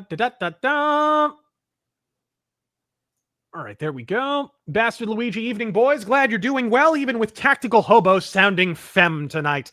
We did invite Tactical Hobo, but he's had a crazy work schedule. That's one of the reasons Taryn stepped in, and thank you very much for doing that, Taryn. No problem. I want to take this moment to remind folks to enjoy the small things. Good food, good whiskey, and good company. Godspeed to you, Bastard Luigi.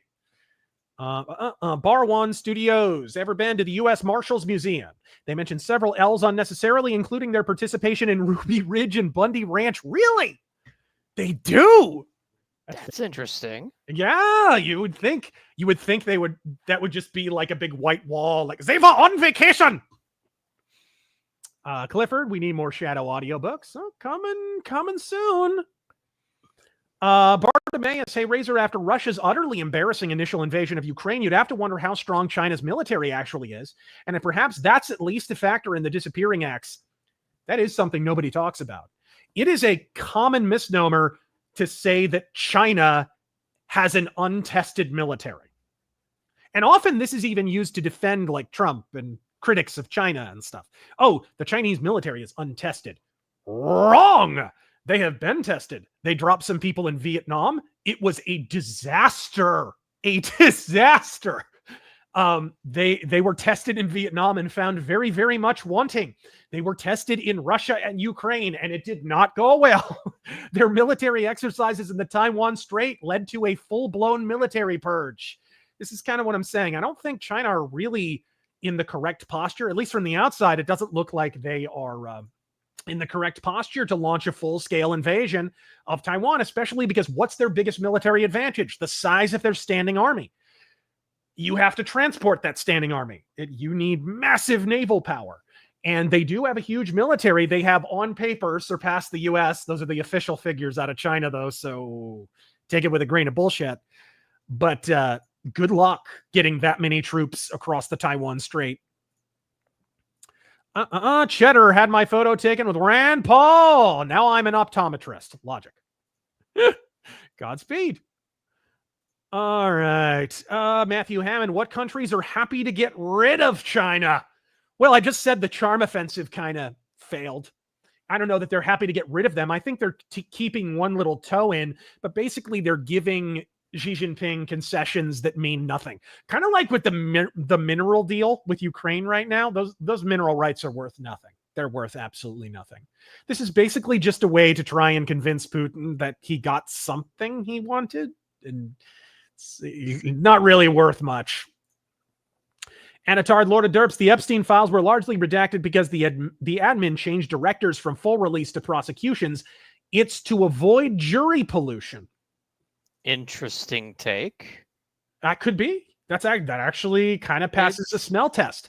Thoughts on the late Art Bell? Did you ever listen to Coast or Art Bell or any of that? I know of him. I've never listened. No. Everyone, shadow people, shadow people, shadow people. I loved listening to Art Bell. I liked the early George Norrie stuff too, but he kind of fell off. But I liked Art Bell. He was fun to listen to.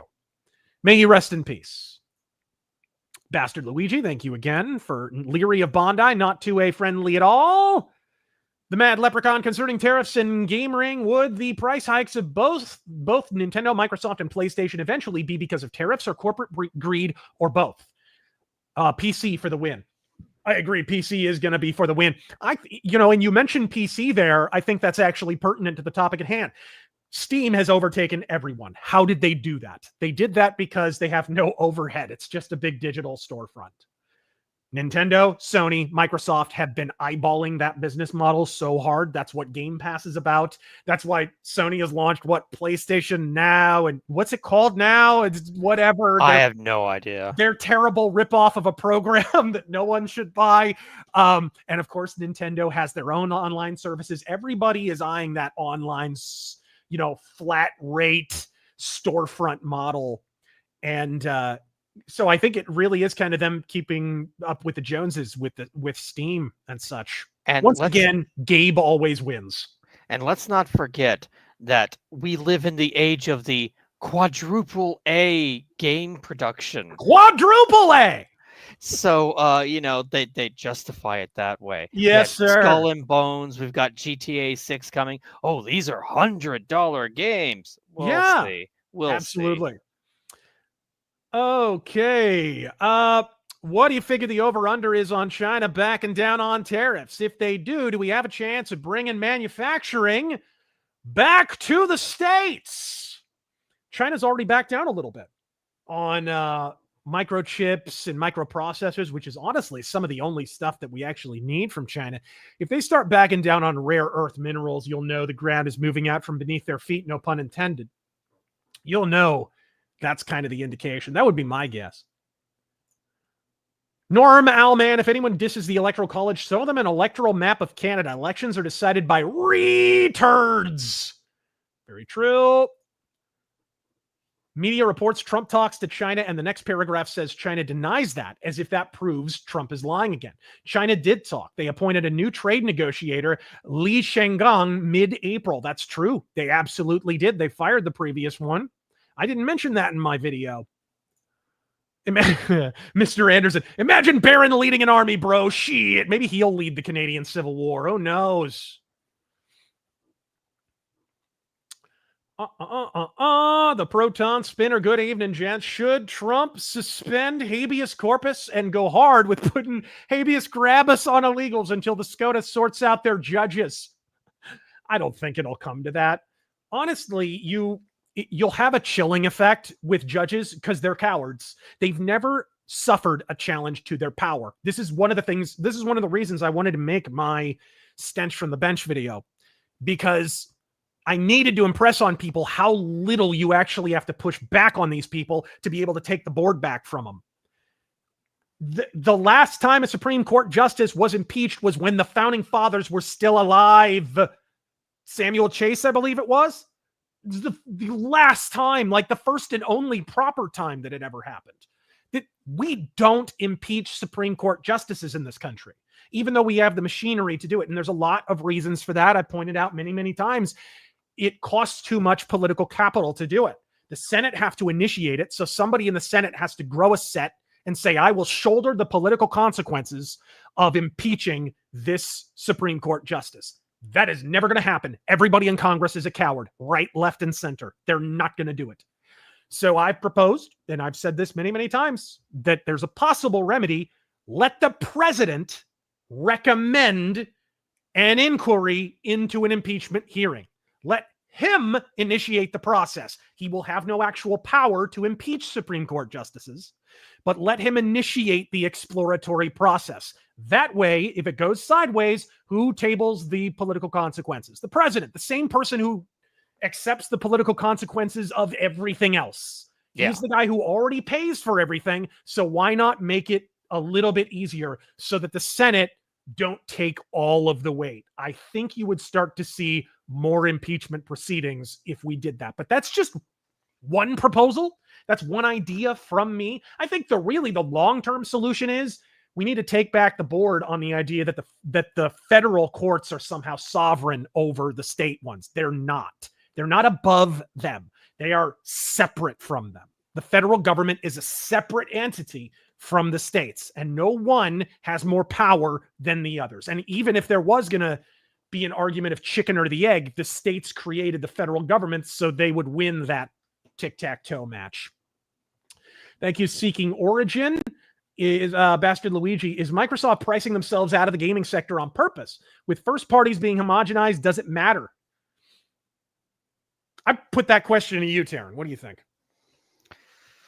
Oh, is Microsoft pricing themselves out of the gaming sector on purpose? I'd say it definitely feels like it. I don't know if it's on purpose. On purpose, maybe because they're dumb. I think maybe they're using the tariffs as a shield to do an inflation price hike that is overdue, because, dude, they weathered all of Bidenflation. They didn't do a price drop, really. I think they maybe did one during that entire period.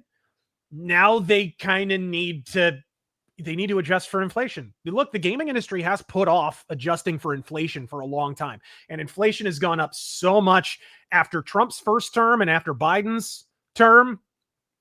And during Obama, even inflation was out of control, dude. Like, it's nuts. I think they're using tariffs as a convenient excuse. Oh, we'll do this, and then everyone will blame tariffs. Nice try. We see through it, buddy. We know what you're doing. But that's kind of how I see it. What about you, Taryn? No, I'd say that's very likely. They're saying, oh, yeah, the tariffs, guys. Yeah, that's the reason. Yeah, blame Trump. Oh, sorry, it's out of our hands. Yep. HT Arcade, FYI, Doom community has turned on Eternal. That doesn't surprise me because it just felt very different from Doom 2016. Doom 2016 was such a great comeback. It was. And I just felt like Eternal was kind of disappointing as a follow-up. It was playable. We streamed it. I had fun for what it was, but it just never quite felt like Doom. All right, Genocide Circus. The wild part is that DOT is supposed to require truck drivers to speak and understand English to work here. Yeah, I saw that. This is interesting. Let's hear your thoughts on this, Taryn. Did y'all hear about Daniel Vavra finally admitting he caved to SJW pressure in Kingdom Come Deliverance 2? There was no way anyone noticed until now. Darren? Sorry, I was reading something. Oh, he was reading chats? Sorry. I'll just respond to that. Obviously, I caught it very quickly. Daniel Vavra actually responded to me on social media when I was criticizing it. What did he say?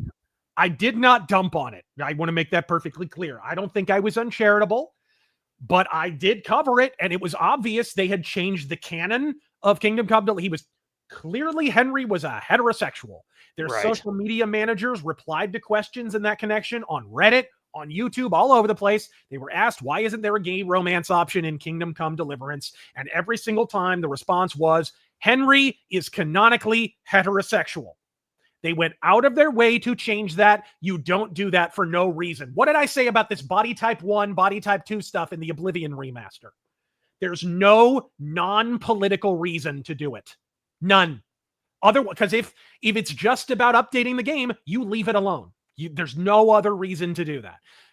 Using the same logic, I made the same conclusion with Kingdom Come Deliverance 2, and it turns out Daniel Vavra has confirmed that. He basically wanted to avoid being criticized by the media, and then he even went on to explain how it worked toward them, in that once people like me, once any rational gamer pointed out that this was not canonical to the series, he now got the media, the gaming media, on his side because they leapt to his reflexive defense because we don't like those chuds.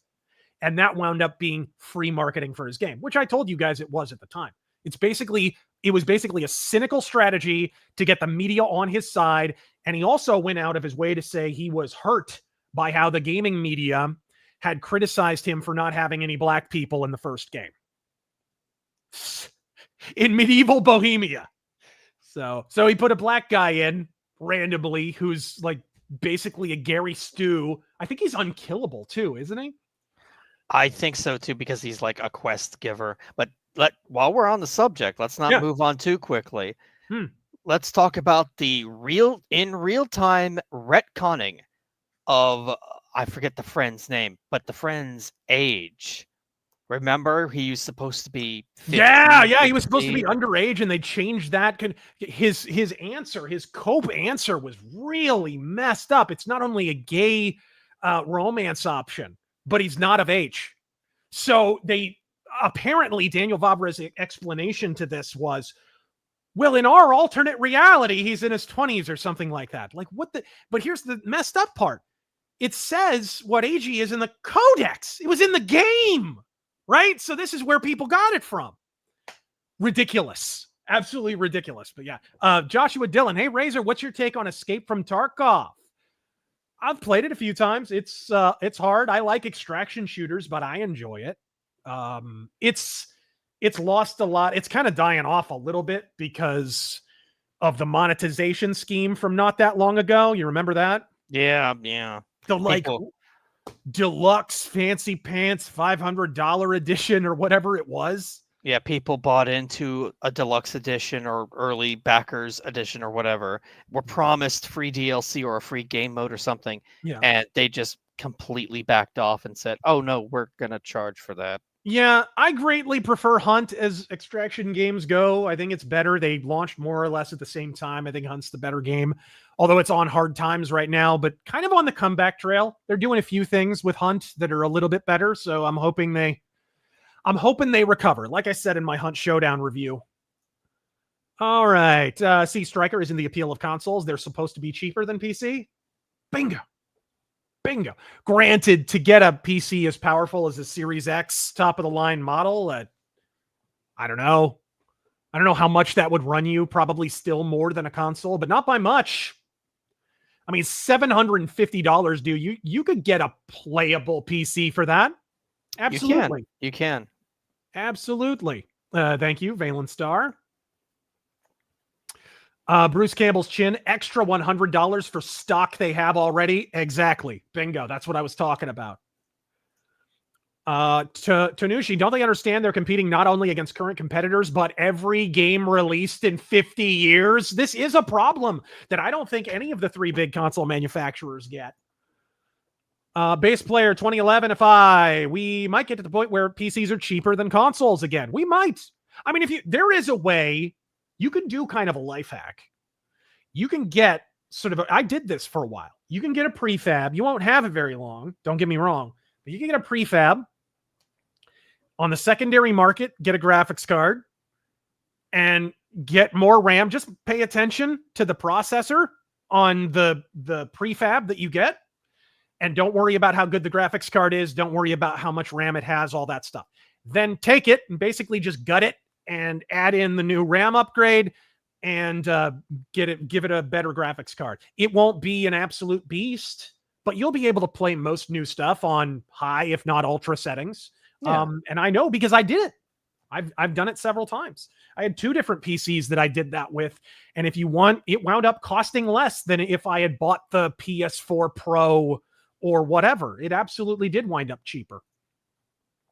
Joel, do you think video game price increases are just the industry trying to not admit that they're the reason revenue is dropping in hopes of offsetting some of the lost sales? Case in point, Civilization 7. Maybe. I think I think that is an element. I think the fact that so many games have underperformed is a part of that. It's a lot of factors. They're, I mean, if you just want to come out and say it, their DEI shit just ain't selling. Then they got to make that money back somehow. Yeah, totally. Flyover territory to Tennessee, and my fellow gamers wonder why I stick with my PC games and won't join their reindeer games on consoles. I don't blame you, dude. I don't blame you, bro. Ike Ellis, only reason I'll buy one of the current systems is for physical backups, but only used once the next gen comes out and prices plummet. Godspeed, bro. Horowitz, call it the Gypsy Switch. It's a plain ripoff. Jeremy Abramson, a big part of the reason the price hike was allowed to happen was people needing to get things new. If we all waited a year, they'd go back down. I agree. That's probably true. Fox McCloud, Xbox ain't got games. It ain't got games. What we got, Gears of War, more like Tears of War. And Halo, man, should be called Galo. They do have the Halo collection, though, which is not bad because it's the old good Halo games. I do like that. You can get that for free on Game Pass. John Brownings goes, all praise God Howard. Daggerfall remaster went, right? Dude, you did Oblivion. I'm just saying. How many copies did that sell right off the bat? Like a lot. A lot. Oh, I actually haven't seen the numbers. Let me look those up real quick. Yeah, do it. Do it. I know they announced the number of players, and it was an insane number. Base player, Nintendo's already doing that? Or have you already forgotten the games they released for 30 days and then poof? All right, cool. Hey, Salieri, hey, Godspeed. Ever since ICE deported Pistos, hey, I've been left alone. Who's going to harvest my pineapples now? Just kidding, Razor. I'm the only libertarian moving to a libertarian country. What do you think of my homie Melee? I love him. I love him. Oh, my goodness. You're moving? Seriously? You're moving back just for Melee? I don't blame you. I don't blame you, bro. Goodness. And the answer is 4 million copies so far. Huh. For a remaster, that's not bad, especially because it's on Game Pass for free. That's how I played it. So, all right. Yvonne Valenta, everyone paying attention knows these companies have been watering at the mouth to sell you digital-only games for full game prices for years now. Yes. And they've been slavering at the mouth about the price hike. They've been wanting to do that for a long time. Didn't Yves Guillemot from Ubisoft, didn't he propose that like 10 years ago and he just got booed off the stage? Something like that. And now here we are. Eternal had a lot of scripted platforming with camera cuts and arena segments where you have to kill everything to progress. That's anti-Doom to me, along with ammo and forced weapon usage issues. I agree. Crusader Saracen, glad Rand Paul failed in the Senate. LOLMAO. Oh, sweet. The Medical Mercenary. Hey, Razor, 2 quick questions. Do you plan on making any more Shadow audiobooks? Already working on one. Already like halfway through, maybe over halfway through, because I love your narration. And where do you get your Shadow merch? I get it from a lot of places. I get it gifted from people. My publisher out of Denmark, the publisher of the Danish edition, the Scandinavian edition of Ghost of the Badlands, he actually sells t-shirts, and he gave me a couple Shadow shirts. And Condé Nast, believe it or not, for a couple of years were selling Shadow merch. So I got like a glass tumbler, I got a mug, I got, dude, it was in the middle of COVID when that happened. They were selling Shadow pull-up masks. That's cool. I got one. I don't think I've ever shown it off in a video or anything. I wore it with my, when I cosplayed as the Shadow for Halloween. I wore it. That's what that was. Okay. Yes, I've seen that picture. That's a great picture. Yeah. So that was official Shadow merchandise, believe it or not. And then they were selling shirts that said the Shadow Secret Society, because that's what it used to be called when the radio show was on the air. you could join, like you would send in a stamped envelope or something, and they would let you join the Shadow Secret Society, and they gave you a glowing Lamont Cranston ring and a whole.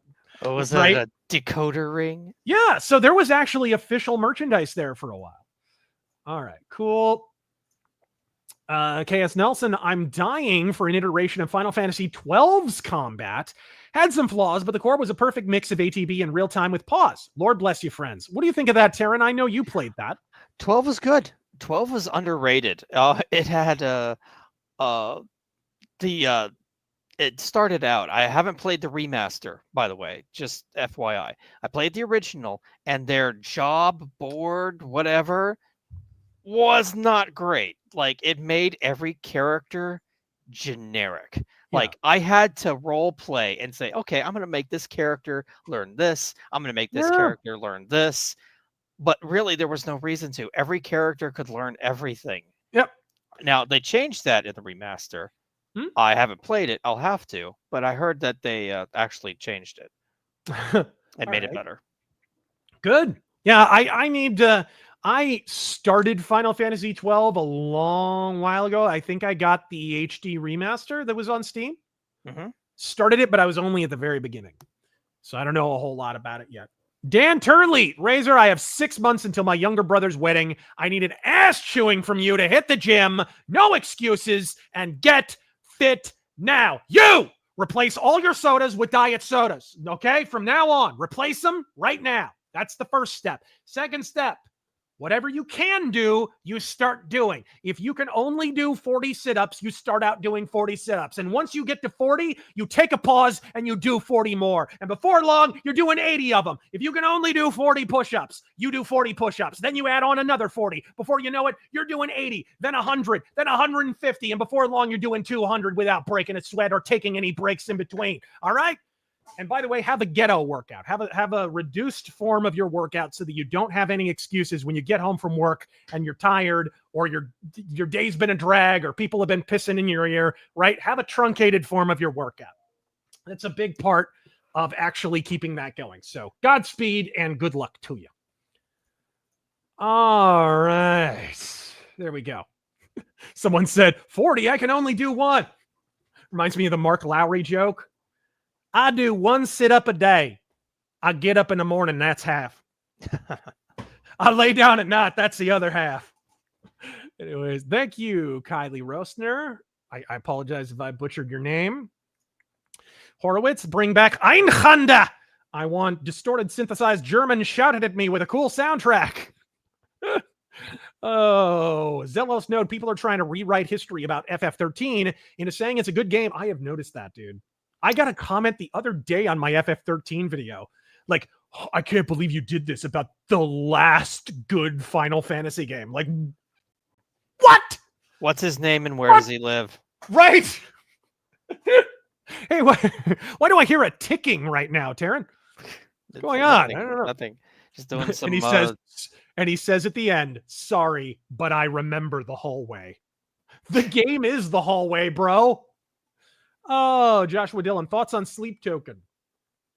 I don't know what that is. A band, I do maybe? not know what that is. Is it a Bitcoin or something?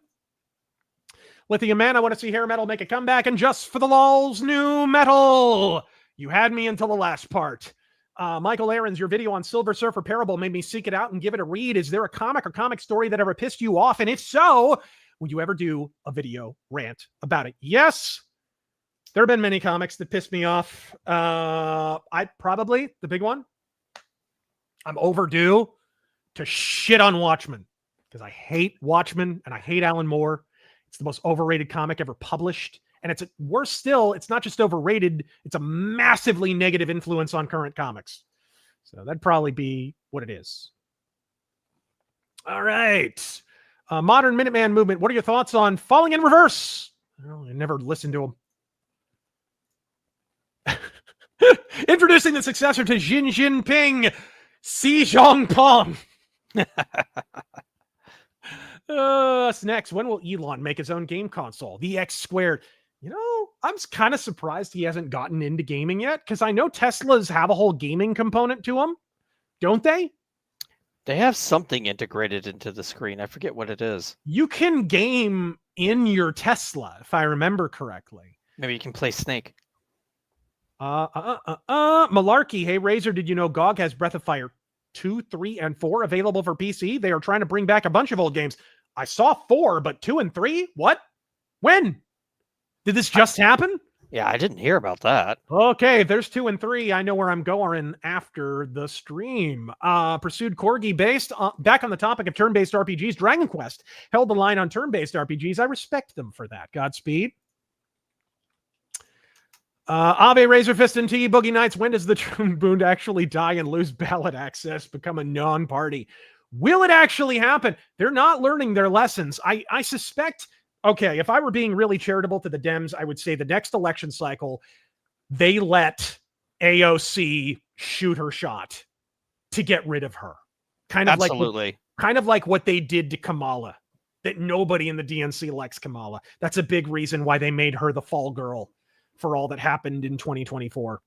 So they wanted to get rid of Kamala, so they let her shoot her shot and basically tank herself.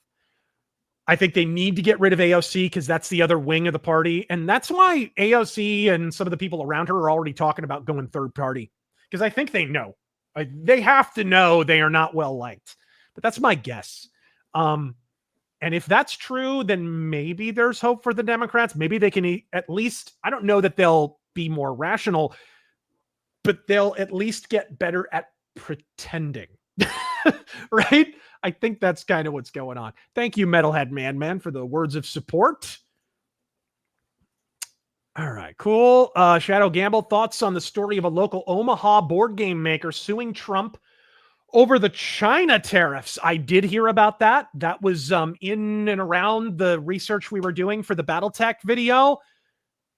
Ridiculous. And they picked the worst time. They did it right before. And here's another problem.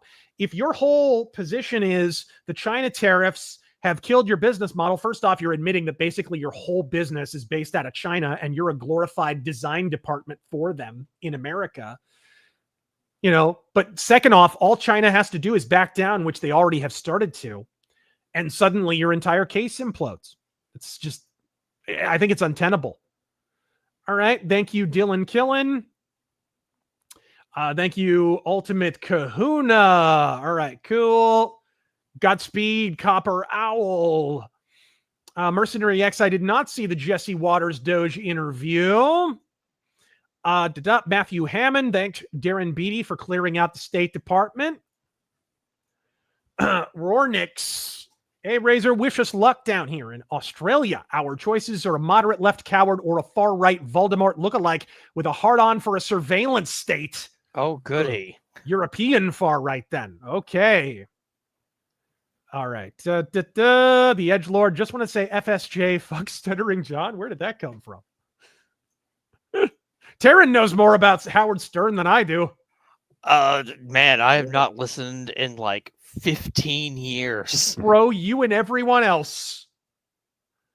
He should have kept that 1 10-year contract he signed, run through it, let it run its course, and then quit. Just retire. He goes out with a bang. Now it's just pathetic. He's still going. Yeah, it's crazy. Normal man, wrong. Calgary's more right-wing. Edmonton is just a cesspit, dude. Vancouver, too. Ooh, Vancouver. Godspeed, Lieutenant Dude. Thank you. I love this. That does need to be a shirt. My favorite Deadwood quote. I am a sinner who does not expect forgiveness, but I am not a government official. I love it. That does need to be a shirt, bro. Bet you can get a bunch from Temu super cheap. I agree. That show is just a quote machine, though. As Taryn knows, we watched it together. The Edgelord. Also, shout out to Diversity and Dragons. He's a fan. Yeah, Godspeed. Thank you, bro. Mike Burns, Dennis Miller, or Norm MacDonald. For me, Dennis Miller, but I love them both. I think they're both geniuses. Thoughts on the following bands: Hatebreed, Deathclock, Impending Doom, Outrage. I love Outrage. Hatebreed, not a fan. Deathclock, not a fan. Impending Doom, I have heard a little bit of, and I didn't hate it. Yeah, Deathclock is just Mastodon. Yeah, Deathclaw's Mastodon, and I've never been a big Mastodon fan. Copperhead Snake, what is going on with the tariffs? All I see is mainstream media screeching about the sky falling. That's what I was referring to earlier with China having a lot of friends in the media. This is full court press trying to get Trump to back down because China doesn't have the leverage to get him to back down. And peeps in my circles hollering about how Trump is cucked or sold out to the juice. Well, when that happens, like, he can't be sold out to China and the juice at the same time. And not only that, but China's fairly sold out to Israel too. They have a pretty close working relationship with Israel. They sold out to the juice? O.J. Simpson's alive? Right? I thought he was dead.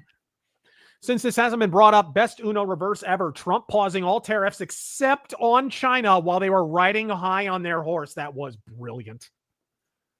All right. Are we finally in the era of no fucks given?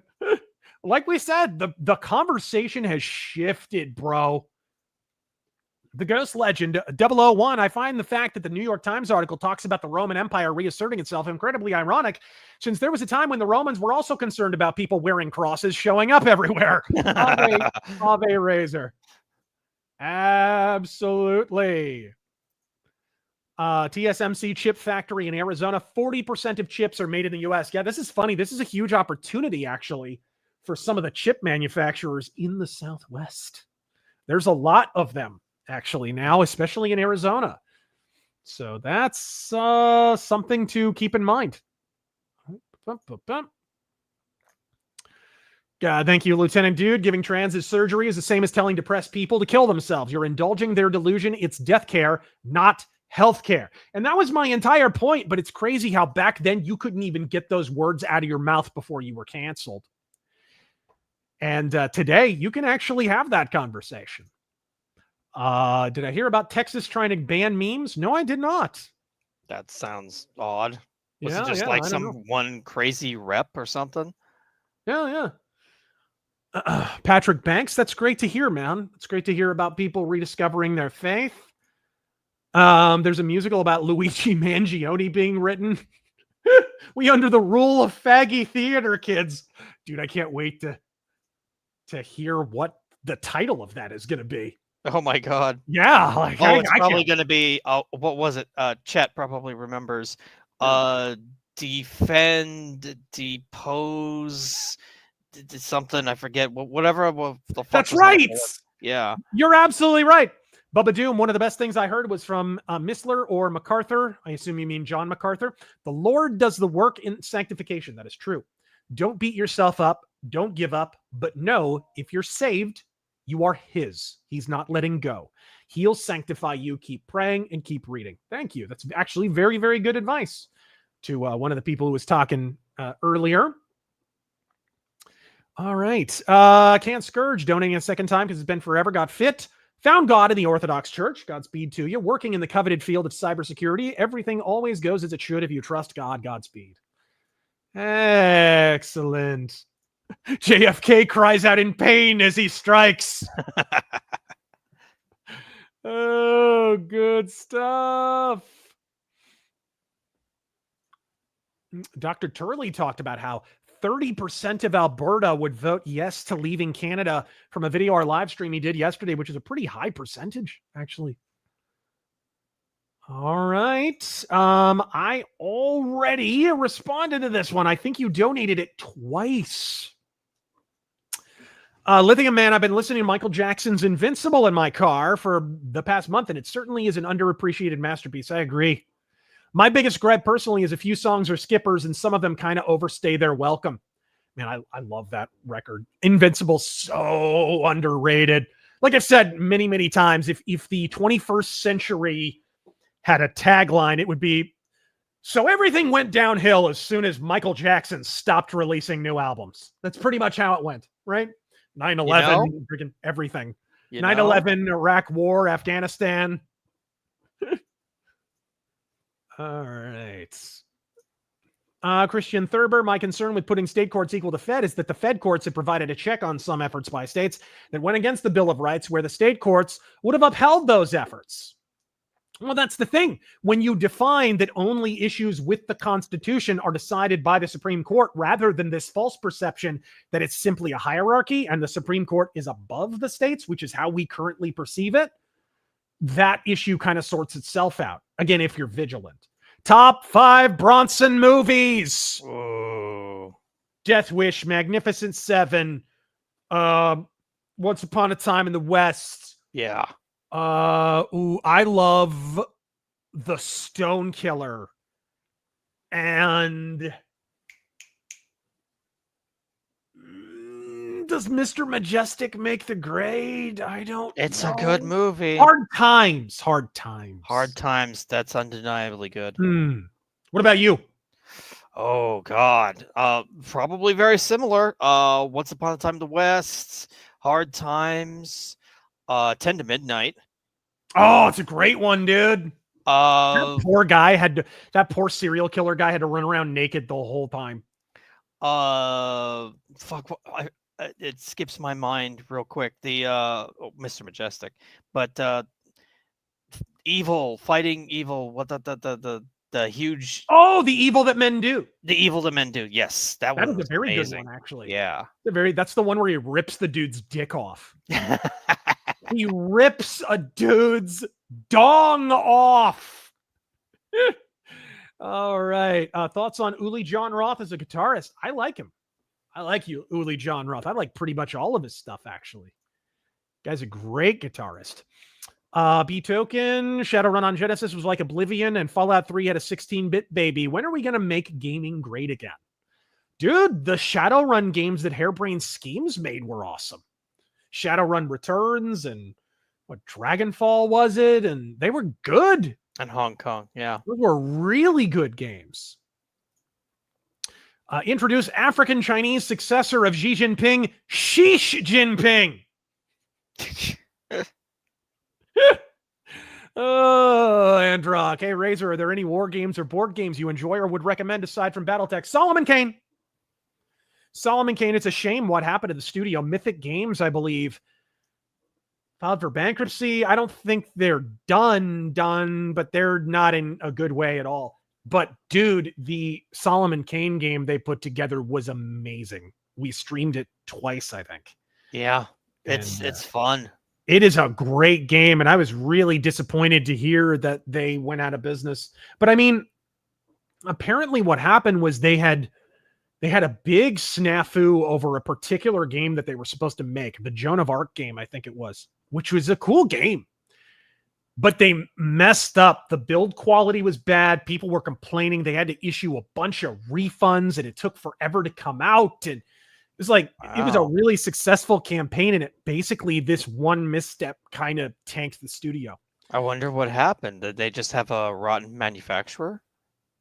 Well, I think also COVID was a factor. Oh, no. Yeah, because suddenly there was stuff just sitting on ships in harbors. That kind of happened to Solomon Kane a little bit, but Solomon Kane went way more smoothly than Joan of Arc. They delivered pretty much exactly when they said they were going to. So, Bartimaeus, hey, Razor and Taryn, wasn't expecting to see you guys tonight. Will this stream be available later to watch? Yeah, we'll leave it up. Again, for future stuff, probably for next week's stream and whatever, we will be on Unauthorized TV. I'll give you guys a link so that you can subscribe or whatever, because we'll probably do some streams there, some RazörForce Offensive streams that are exclusive to that platform. All right. Modern Minuteman Movement got tickets to an Alice Cooper concert in my local area. Judas Priest also to perform, which is pretty cool. All right.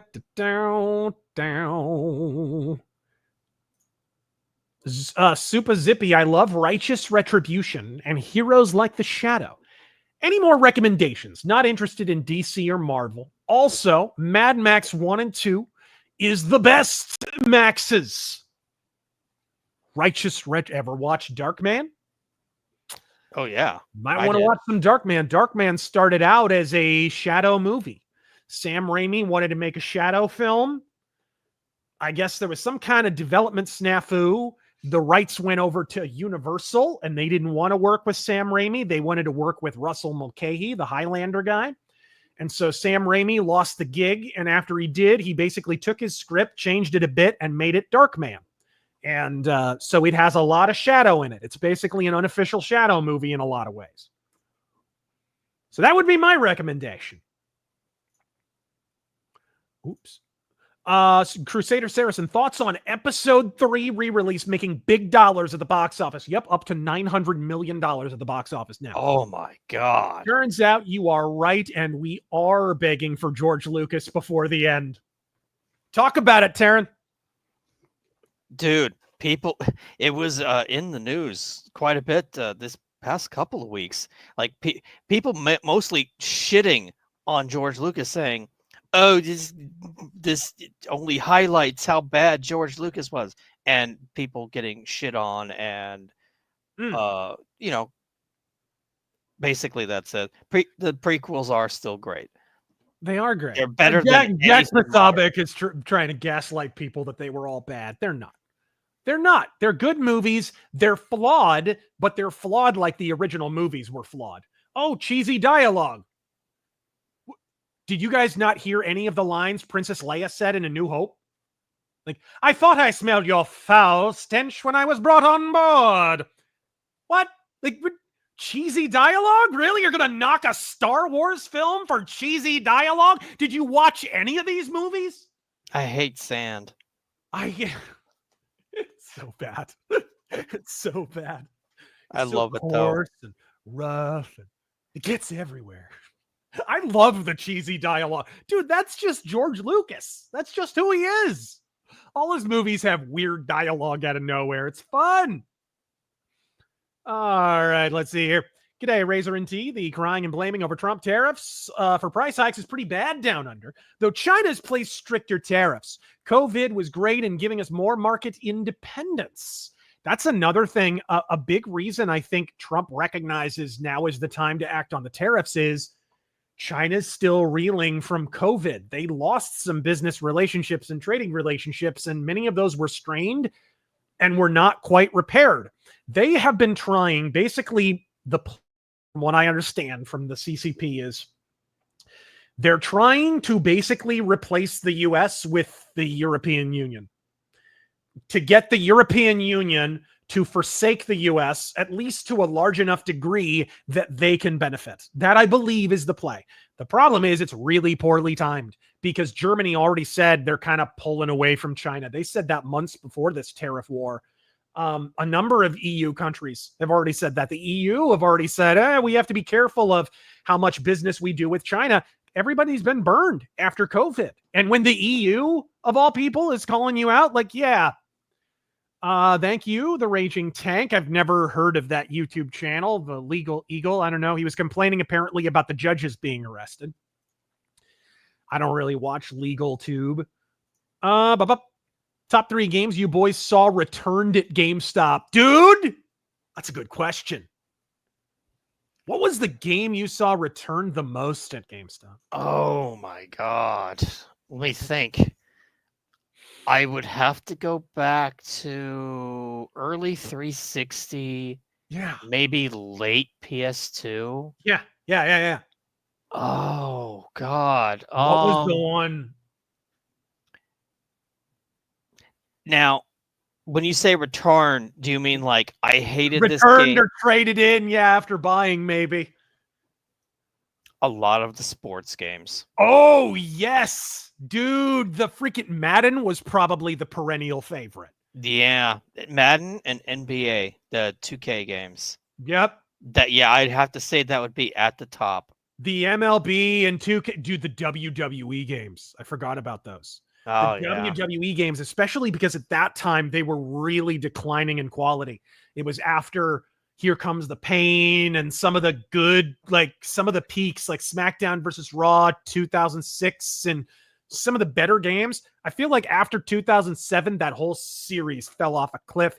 And little by little, we started to see the wrestling games get returned more and more. It's amazing to me that people still buy those games. They are terrible. They have been really bad for a long time. I don't see how they stay in business. Yeah. It's so just generic. Yeah. Lapco had any exposure to Michael Francisi. He's a former mob boss for the Colombo family that walked away 25 years ago and is born again. Yeah, I've seen he has a YouTube channel. That's one of my long-running jokes is, you want to know how effective the FBI is? Michael Francese has a successful YouTube channel. He's not behind bars. He's not behind bars, and he has a successful YouTube channel. That's how effective the FBI is. Oh, two things I observed since last year. Lots of MAGA hats in stadiums. I have noticed that. I've seen MAGA hats out and about. Saw a random black dude in a MAGA hat the other day, and of course, white chicks were giving them the stink eye. And since the assassination, comparing Trump to Hitler are not as prevalent. Because, dude, it's tired. It's tired. Ryan Parsons, that's a great album to blast. Doro and Triumph and Agony. So the ATF is now trying to say pin and welded flash hiders to the barrels are not okay. Yeah, let's see how well that lasts, ATF. Let's see how well the ATF lasts. There is currently a measure, as somebody mentioned earlier, to repeal the ATF and the NFA. That would God be... hope. Keep in mind, a lot of those laws are prohibition era laws. They are the only laws still on the books from the prohibition era. And we just allow them to exist. We all universally acknowledge prohibition was a massive mistake that ended in rolling bloodshed. But for some reason, the ATF...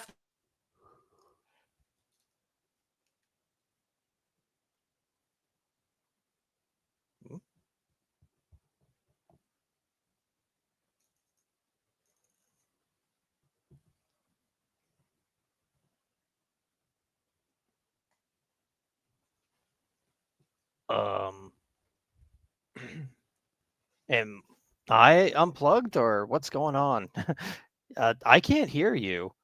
Did you accidentally mute yourself? I accidentally muted myself. Can you hear me? Yeah. Okay. So I was all right. Never mind. Oh, sorry. What did I get that out? No, you didn't. You'd have to reread that. Oh, shoot. You were muted. Yeah. I'm sorry. I thought for a second there I unplugged my headset or something. I was talking about the NFA and how it's the only piece of prohibition era legislation that still stands. And for some reason, we didn't repeal it when we took out Capone. Anyway, so Elfiner General recently watched Horizon for the first, maybe the best modern Western I've seen in years, hoping part 2 comes out soon. Yeah, apparently it is going to come. So apparently it is.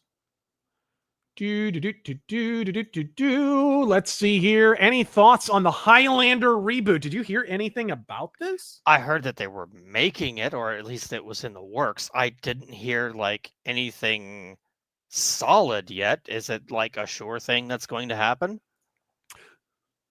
I don't know. I haven't heard anything about it. This is the first time.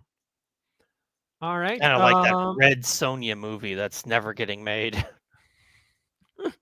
King of Kong. Let's see here. Chewy Fernandez, thoughts of the JFK Gary Underhill memo. Godspeed. Oh, right. The Underhill thing. I forget what all that was about.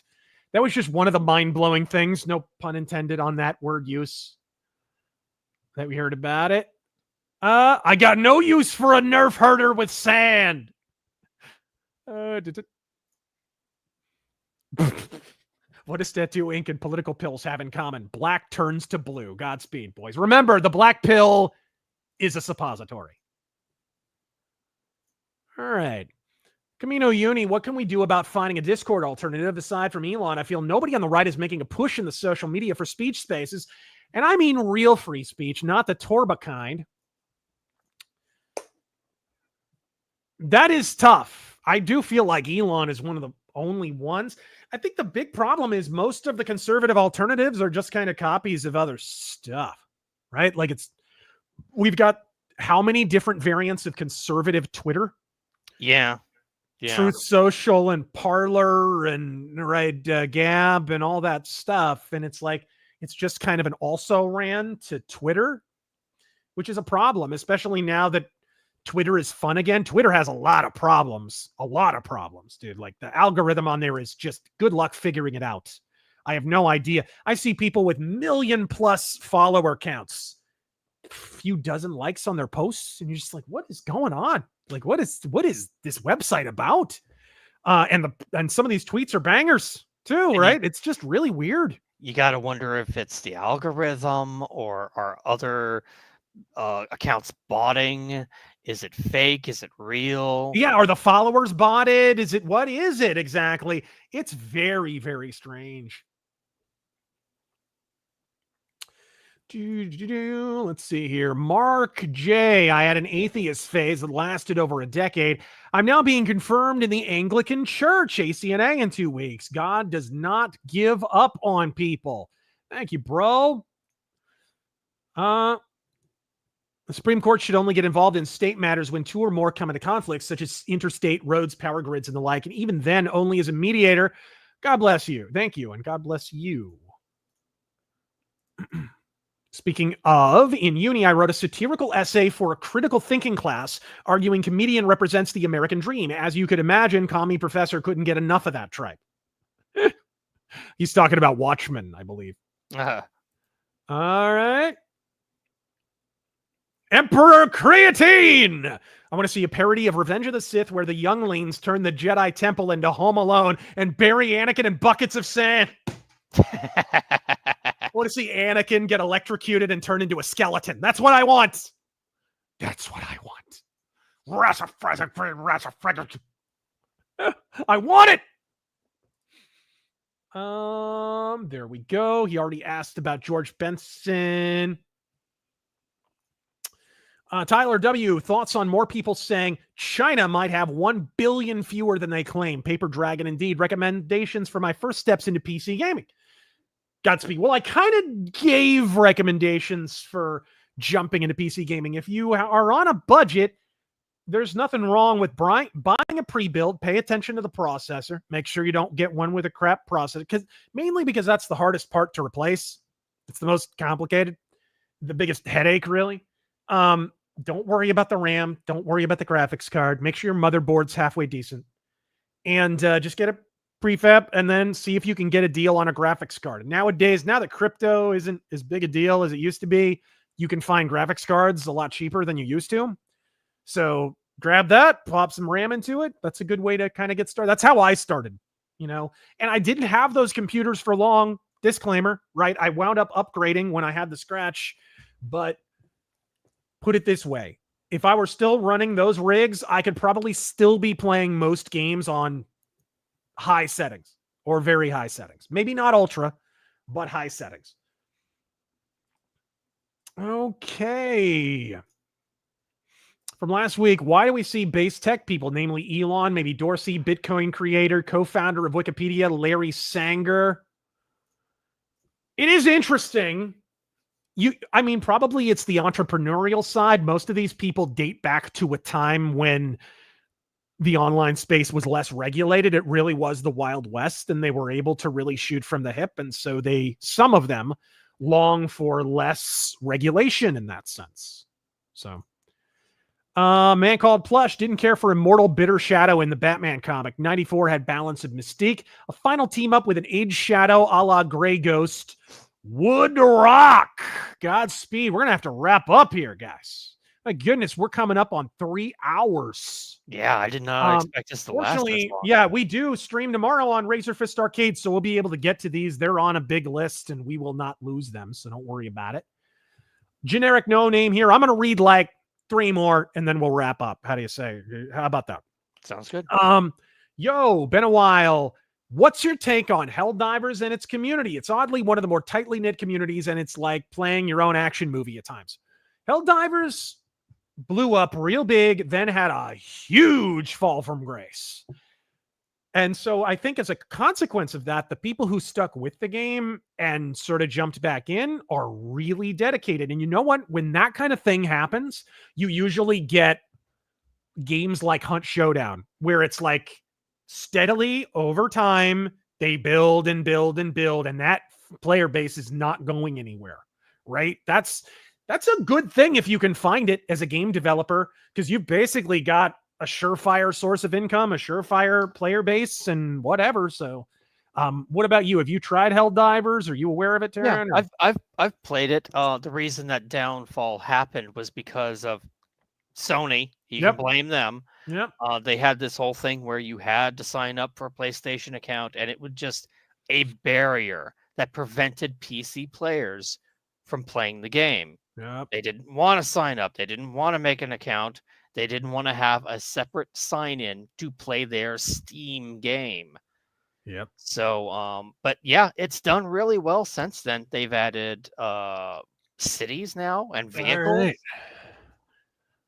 Debonair Nerd election this week in Australia. Both sides support censorship and digital ID for use of social media, even the right. Also, LRG supporting games cards rather than carts with content for Switch 2. Betrayal! Betrayed me! This policy sucks! Sorry. Wow, interesting. I didn't know about all that, but that doesn't surprise me. I may have you look this up, Taryn. Huh? What? We are going to close out real strong here. Dustin the Grim, just breaking. Trump signed an executive order defunding PBS and NPR. Interesting. My country 'tis of thee. 10 minutes ago, CBS reports Trump signs executive order cutting funding for PBS and NPR. Yes! Yes! What a way to end the stream, guys. Oh, boy. Bite me, Big Bird. Suck it, Snuffleupagus. You know, no one's smiling from ear to ear like Fred Rogers. Trump! Oh, my goodness. Promises made, promises kept, folks. Tomorrow's Razor Fist Arcade's going to be interesting. Whew, we'll have a lot to talk about, and we'll have the rest of your chats to get through. There's a couple dozen here, so it shouldn't be too ridiculous for you. But ladies and gentlemen, I can't thank you enough. This was, I only let you guys know about this stream last night. It's crazy how many people showed up. But thank you all for joining us and for mounting up, locking and loading with the Force for Taryn Gell. I am Razor Fist. Godspeed!